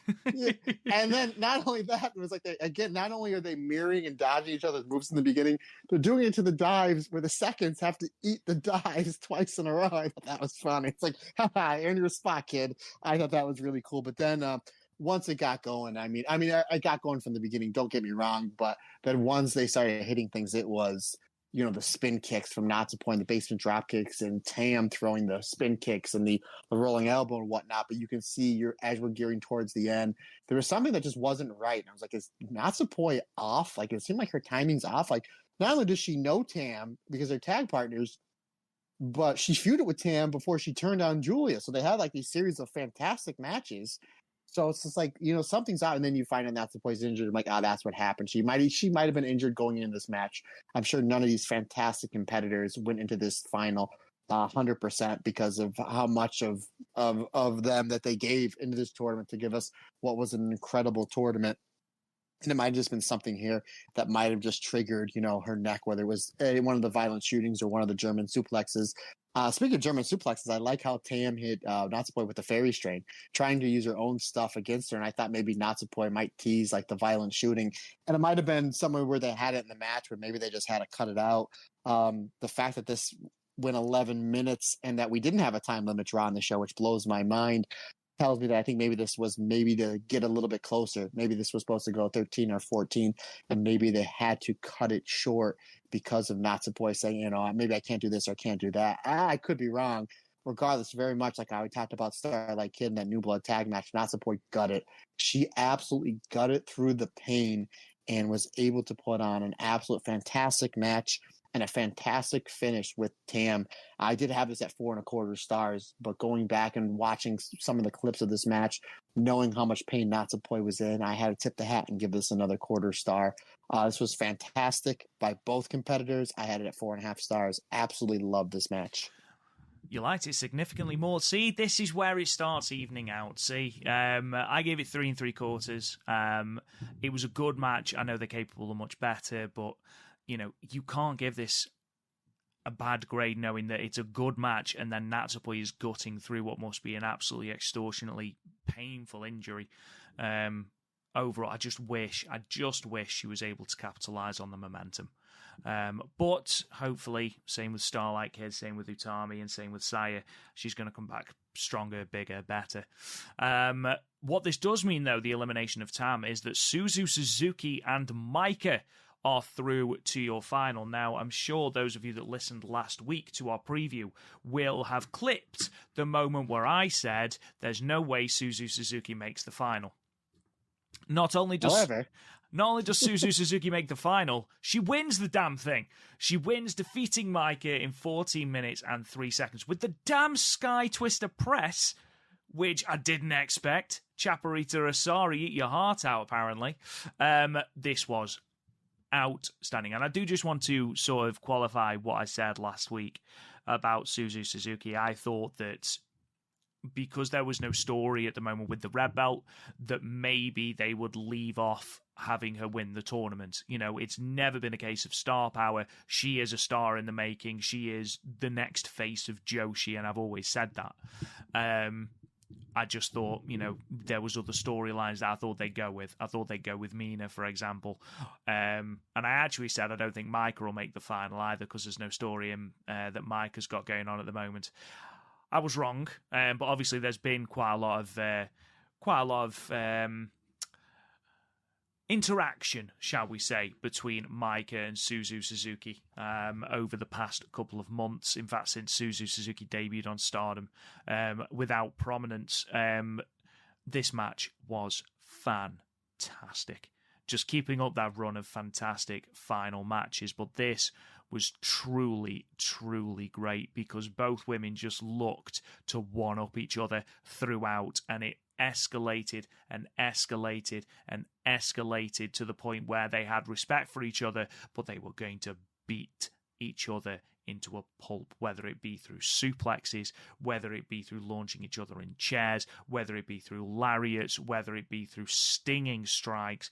Both these women put absolutely everything into this match, and honestly, it's one of the best singles matches of the year.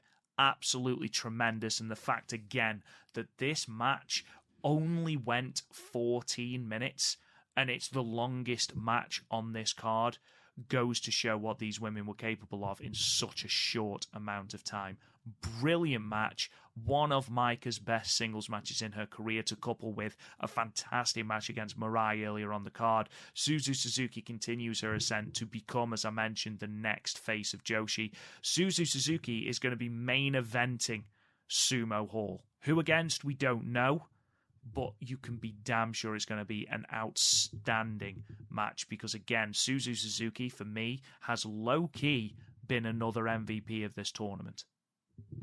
Rob, I do want to correct you. I know earlier on we were talking, you did not watch the Suzu Suzuki post-match promo. Suzu did make mention that she is not waiting to Sumo Hall. She is going to be taking on the winner of Tam versus Tora at the Gold Rush show. I did not see her promo. Oh, interesting. Yeah. So, and I think the reason why, and I'll get into the match in a second, I just wanted to just kind of throw that at you. A lot of people were very upset saying, well, she won the 5-star. She should go on to the main show. Stardom doesn't have their WrestleMania. They don't have their Wrestle Kingdom. We all assume it's Dream Queendom, but they always throw on a huge show in the spring. So everyone just assumed because Syuri did it 2 years ago and Giulia did it last year, that's what was going to happen. Why is Suzu now taking her shot early on, not on the big show? And a lot of people were upset with that, and I understand that. However, I don't think this was the main thing. They need to fill over 3,000 people in Sumo Hall. And I really think that they have a better shot of doing it with Tam versus Saya or Tam versus Utami, which I think that's the way they're going to go. Now, I don't think Suzu's there yet. In the ring, is she as good as Saya and Utami? Absolutely. She's fantastic. But the fact that Suzu's only been full-time with Stardom now a handful of months, and they don't have all that invested with her as they do with a Tam, a Saya, and Utami. We've seen Utami's been able to be a main eventer for the better part of 3 years. So I think that's the reason why where they didn't see Suzu and Tam as something that's going to draw them 3,000 tickets. Not yet. Maybe in a year? Absolutely. Will the match be great? Absolutely. But I think that's why they decide to move that up to Gold Rush, because that gives time for either Utami or Saya to recover from the injury, build up their story, and then get us to Tam versus either of those two members of Queen's Quest. At least that's the way I'm thinking about it. But not only that, it makes this card, Gold Rush, a bigger show because it's like we knew we were going to get a title match, but we have the 5-star winner saying, no, I'm riding the momentum. I want my title match in November. So now it's like, okay, so now we knew that Tam would be defending. I'm assuming Tam's going to beat Tora.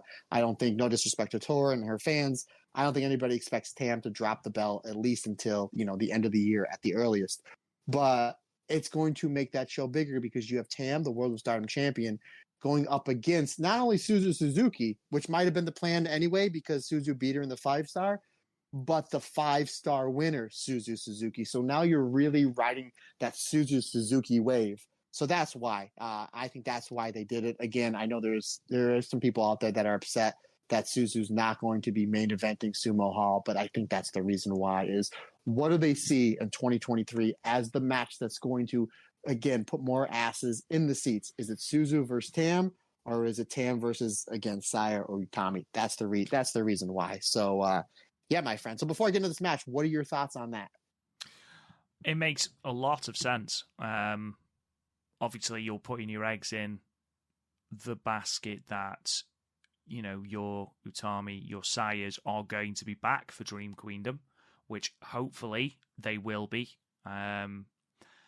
If that's the case, I'm assuming that you are thinking that Tam retains against Suzu, becoming, by the way, the first person to be unsuccessful since Hana Kimura in 2019. Fun little stat there. It does give a hard reset for Dream Queendom. Then they've sort of got a blank slate.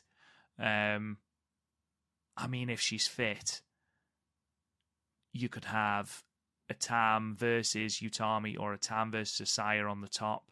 You could have a Mirai versus Hazuki, maybe underneath, and then what about Mayu versus Mercedes Moné too?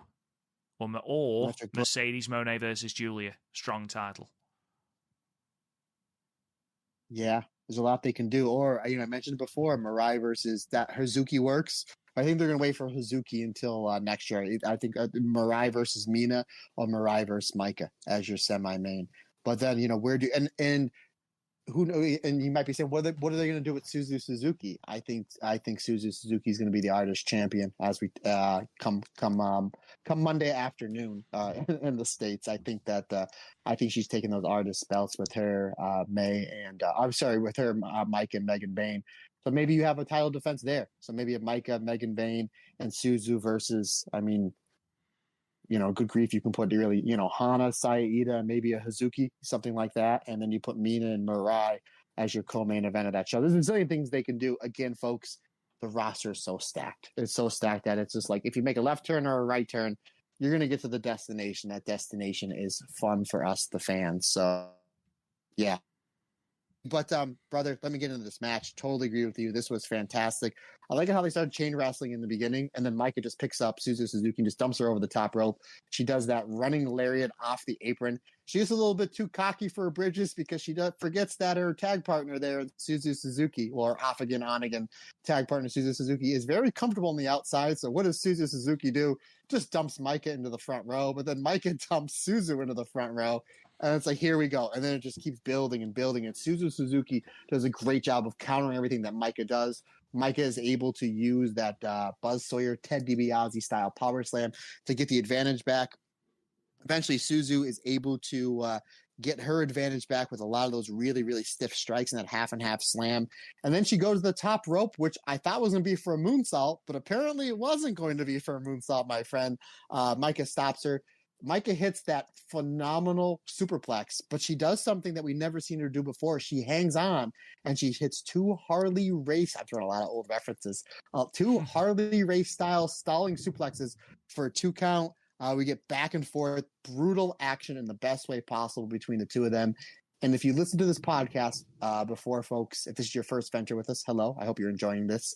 But I made mention that Micah has been winning a good majority of these matches with a combination of the 360 lariat, the power bomb, and the Michinoku driver.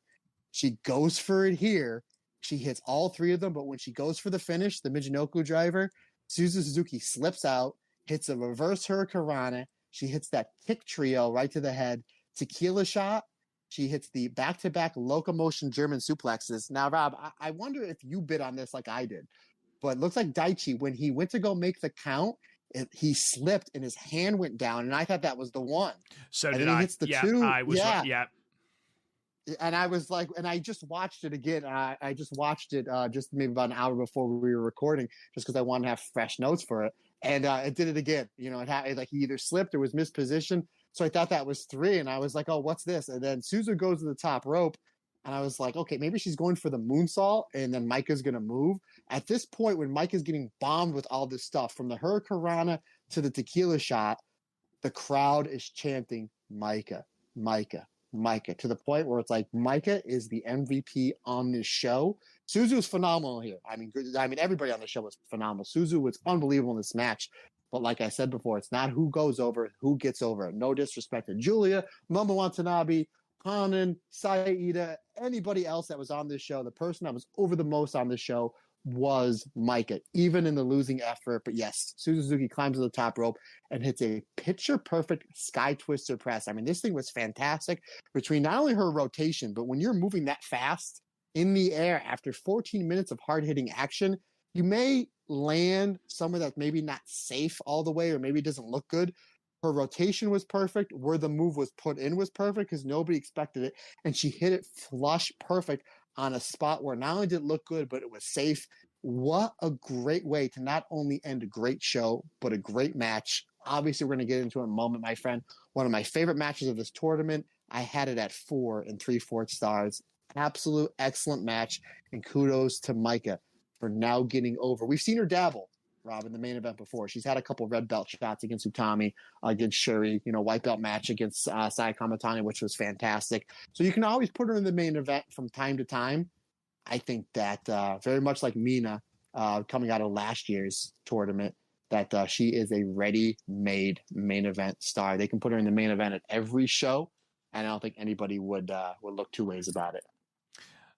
Completely agree with you. 4 3/4 stars. I think Micah, she's solidified now.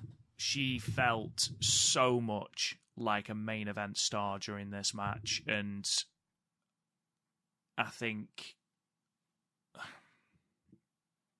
you're right. I do think that she is now a fully bona fide, just another member of this already loaded Stardom main event scene. You could put her in any match and she's going to deliver. She can deliver as an underdog babyface, as you can see from parts of this match where she's being chanted for. She can deliver as a bludgeoning sort of hoss fighter that's throwing lariats and throwing people around the ring like she did with Mirai. She's becoming more and more multi-dimensional, which is great as a performer. And again, she's still only young as well, which is mental. But overall, outstanding match. Suzu Suzuki is your 5-star Grand Prix 2023 winner. We will be checking our 5-star competition to see who wins. I will be amazed if anyone puts Suzu Suzuki, but if you did, give yourself a good hearty pat on the back, and we will be getting to you soon.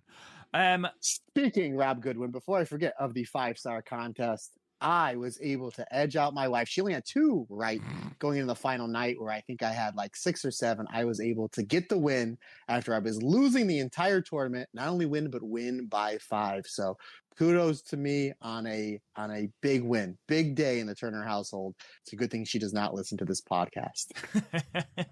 Well done, man. I'm proud of you. Just quickly before we get into our own awards, the 5-Star Grand Prix 2023 award winners, as awarded by Stardom on the same press conference that they announced the rejigged blocks of the Goddess of Stardom Tag League. Best skills, Azumi. Fighting spirit, Natsuko Tora. Outstanding performance, Natsupoi.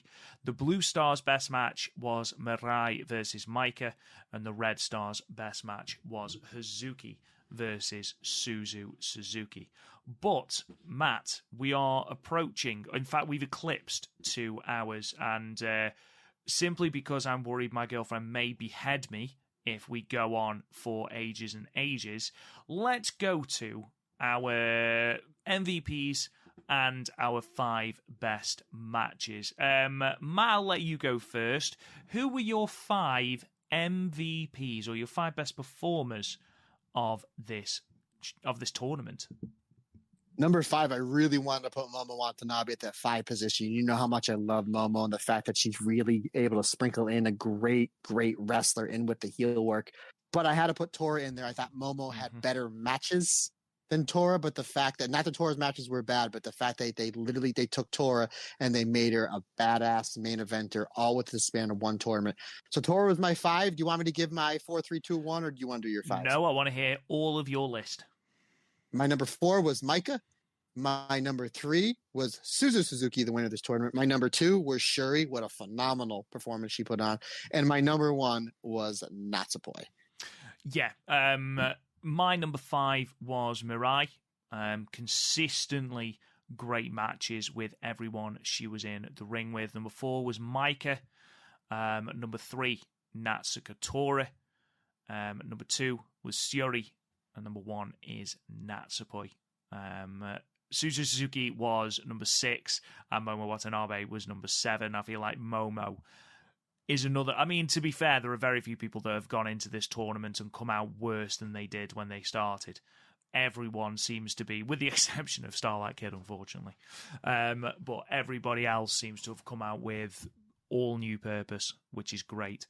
Now, this is perhaps a little bit tricky, Matt. What are your favourite matches? I did text Rob, full disclosure. I said, do we want to do 5 or 10? And I was hoping he would have said 10, but he's like, dude, we don't 5, please, because we will be here for ages. I'm like, you're absolutely right. Because it's tough. It's really tough. So number 5 is Mina versus Maika from the 23rd of September. Number 4 is Mayu versus Natsupoi from the 8th of August. Number 3 is the final match with Suzu Suzuki and Maika from the 30th of September. Again, the finals. And my 1 and 2 were from night 1, my friend. My number 2 was Giulia versus Syuri Ano, and my number 1 was Syuri versus Suzu Suzuki. Wow, from all the way back on night 1. Doesn't that make it 2 matches? No, I was going to say, doesn't that make it 2 tournaments in a row where a match on night 1's been your favourite? But the final was your favourite. Yes. I am going to go. Okay, so I've got a pool of matches which doesn't help. I'm going to go number 5, Giulia versus Syuri Ano. I'm going to go number 4, Hazuki versus Suzu Suzuki. Number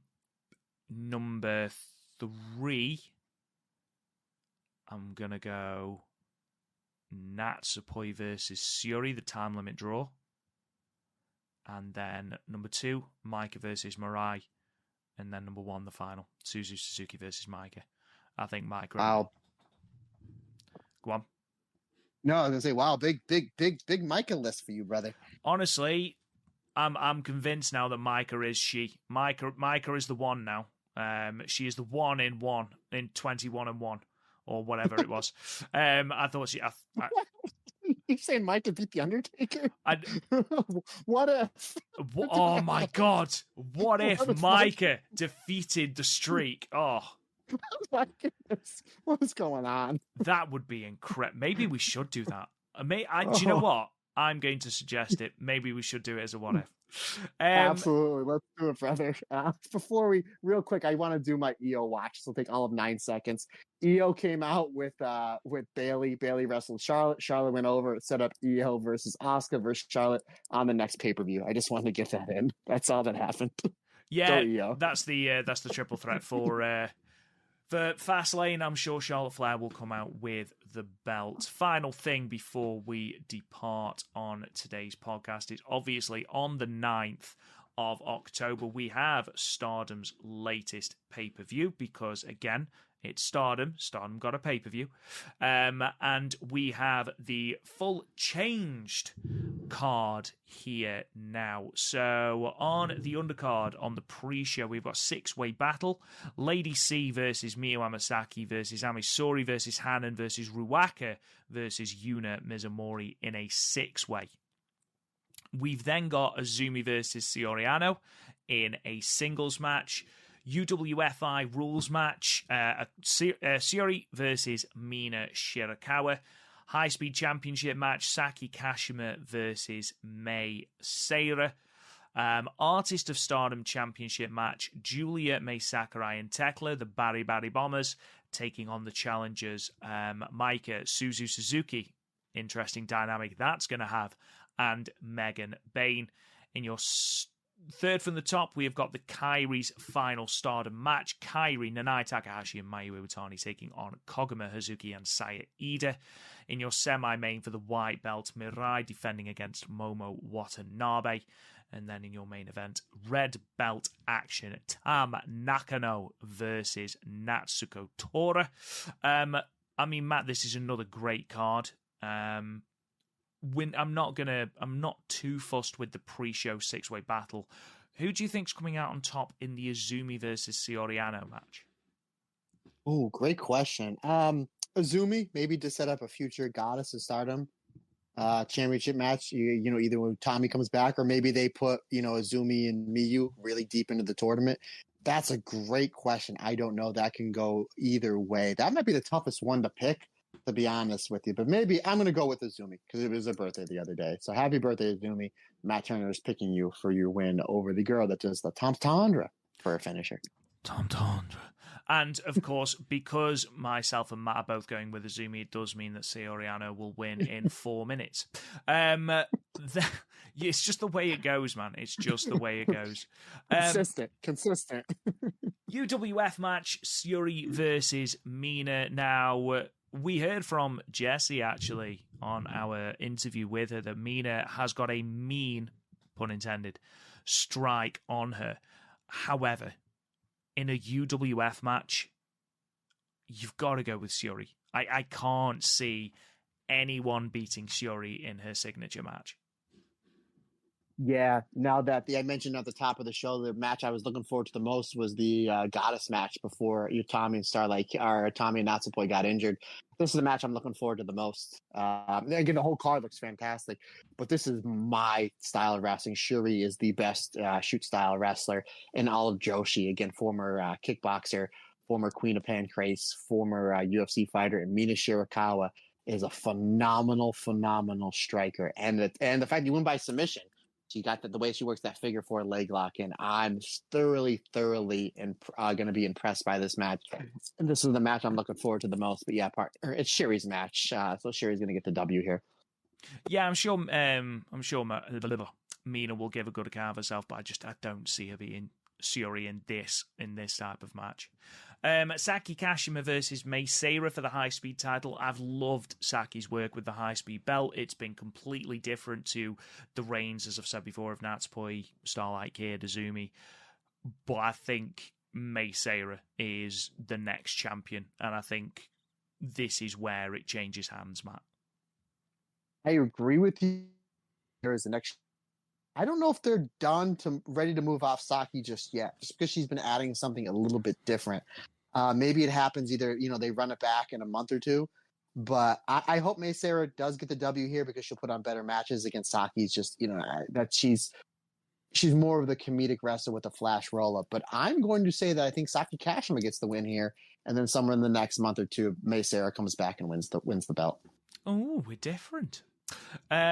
We've then got the Artist of Stardom Championship match. I think we're both in agreement here that the Barry Bombers are probably going to drop the belts here to Suzu Maika and Megan Bayne, because I don't see who is getting pinned on that challenger side. You've done all you can to build Megan Bayne as this monster. Maika has just come off the tournament of a lifetime. Suzu Suzuki has just won the 5-star and has got a red belt match prepped and ready for the winner of the main event. I don't see any of them taking the pin, although we have got Mai Sakurai's diving elbow drop to take into account, so there is that. I think we get new champions here. Yeah, you're right. Mai Sakurai may stack all three of them, hit them with the elbow, and then that's it. She pins them like the Warrior pins Savage at WrestleMania 7. But yeah, it's I think we're gonna have new artist champions. But regardless, this match is gonna be fantastic. Kairi send-off match. I don't particularly care who wins, if I'm being perfectly honest. I just think this is going to be a fantastic match. Much as I love Sayurida, I feel like Sayurida is probably going to take the pinfall here. But ultimately, it's horrible as it sounds, it's not about Saya, is it? It's about Kairi. And I imagine that the match will probably end with an insane elbow onto Sayurida for the victory. As Kairi, rides off into the sunset with whatever she's going to do next, whether it is WWE, because that has gone quiet, or whether she's just going on to non-wrestling related pastures. Rob, I'm going to make a bold statement here, and there's a time-honored tradition that on the way out that the person leaving, especially a star, puts somebody over. Now, obviously, it's a 6-person match here, and it looks like that Sayurida is going to take the fall. I'm going to make a bold statement here, brother. I'm going to say Hazuki pins Kairi here. I'm sorry, say what? Hazuki pins Kairi. You think Kairi, who's only had one pinfall since she's been back in early 2022, and that was to Mercedes Moné on a New Japan show, you think Kairi's taking the pinfall here? There it is, my man. Bold prediction. So this way, if I'm right, like, wow, Matt, you were right. If you're wrong, it's like, oh, Matt was wrong again. At least he's consistent, Rob. I feel like the only thing less likely to happen than that is that Nanae Takahashi is taking the pinfall. I personally think, and it's something we're going to get into in our what ifs on our Patreon exclusive episodes this month. Next month. We're still in October, Rob. Come on. I feel like Harry's had the opportunity to put over other talent, and for whatever reason it hasn't happened. I don't see it happening here either, to be perfectly honest. I don't think Hazuki needs it, if I'm being perfectly honest. I think if anyone needs it out of those three, it is Sayurida, and I do not see this match ending with Sayurida getting the pinfall. I think if it was, if they were taking on maybe a Queen's Quest team that included Saya Kamatani, maybe Saya Kamatani getting the pinfall win, or Starlight Kid to get the win back from Kairi beating her at World Climax. I'd be surprised. I wouldn't hate it, but I'd be surprised. I still think Kairi goes out the way she came in, with a victory with a diving elbow drop. Mirai versus Momo Watanabe. Love Momo. Think she's had a fantastic tournament, underrated tournament. She doesn't beat Mirai here for me. So you think Mirai's going to win? I am 100% putting all my eggs in the Mirai basket. I'm going to disagree, and I'm going to say the fans win, Rob. I'm going to say the fans win. But yes, as far as who wins this match, it's going to be Mirai. Yeah, I'd be very surprised if Mirai drops the belt before Dream Queendom. And then finally, main event, Tam Nakano versus Natsuko Tora for the red belt. Again, Tora, fantastic tournament, was in both of our top 5 MVPs. She's not beaten Tam. Don't get me wrong, I think Tora would have a good run as red belt champion. I think she's improved a tremendous amount. She seems to have gained an identity, which was the thing that was most lacking in Tora, was the identity and living in Kagetsu's shadow. But she doesn't beat Tam here. I do think it's a matter of time before she wins a top belt. I feel like she needs a top belt, to really cement that leadership of a Weathertide, to cement herself as the top heel in Stardom. But I just don't see her beating Tam here. I think, again, similarly to Mirai, I see Tam holding on to this belt until Ryogoku. Yeah, they've done a great job getting their building Tora up to feed her to Tam, which is fine. That's what wrestling is, folks. That's wrestling 101. You build up your challenger, especially when it's a heel challenger and a badass challenger. Something that wrestling's been happening since the 50s and 60s, and that's literally what they did there. They used that tournament to build Tora up as a main eventer.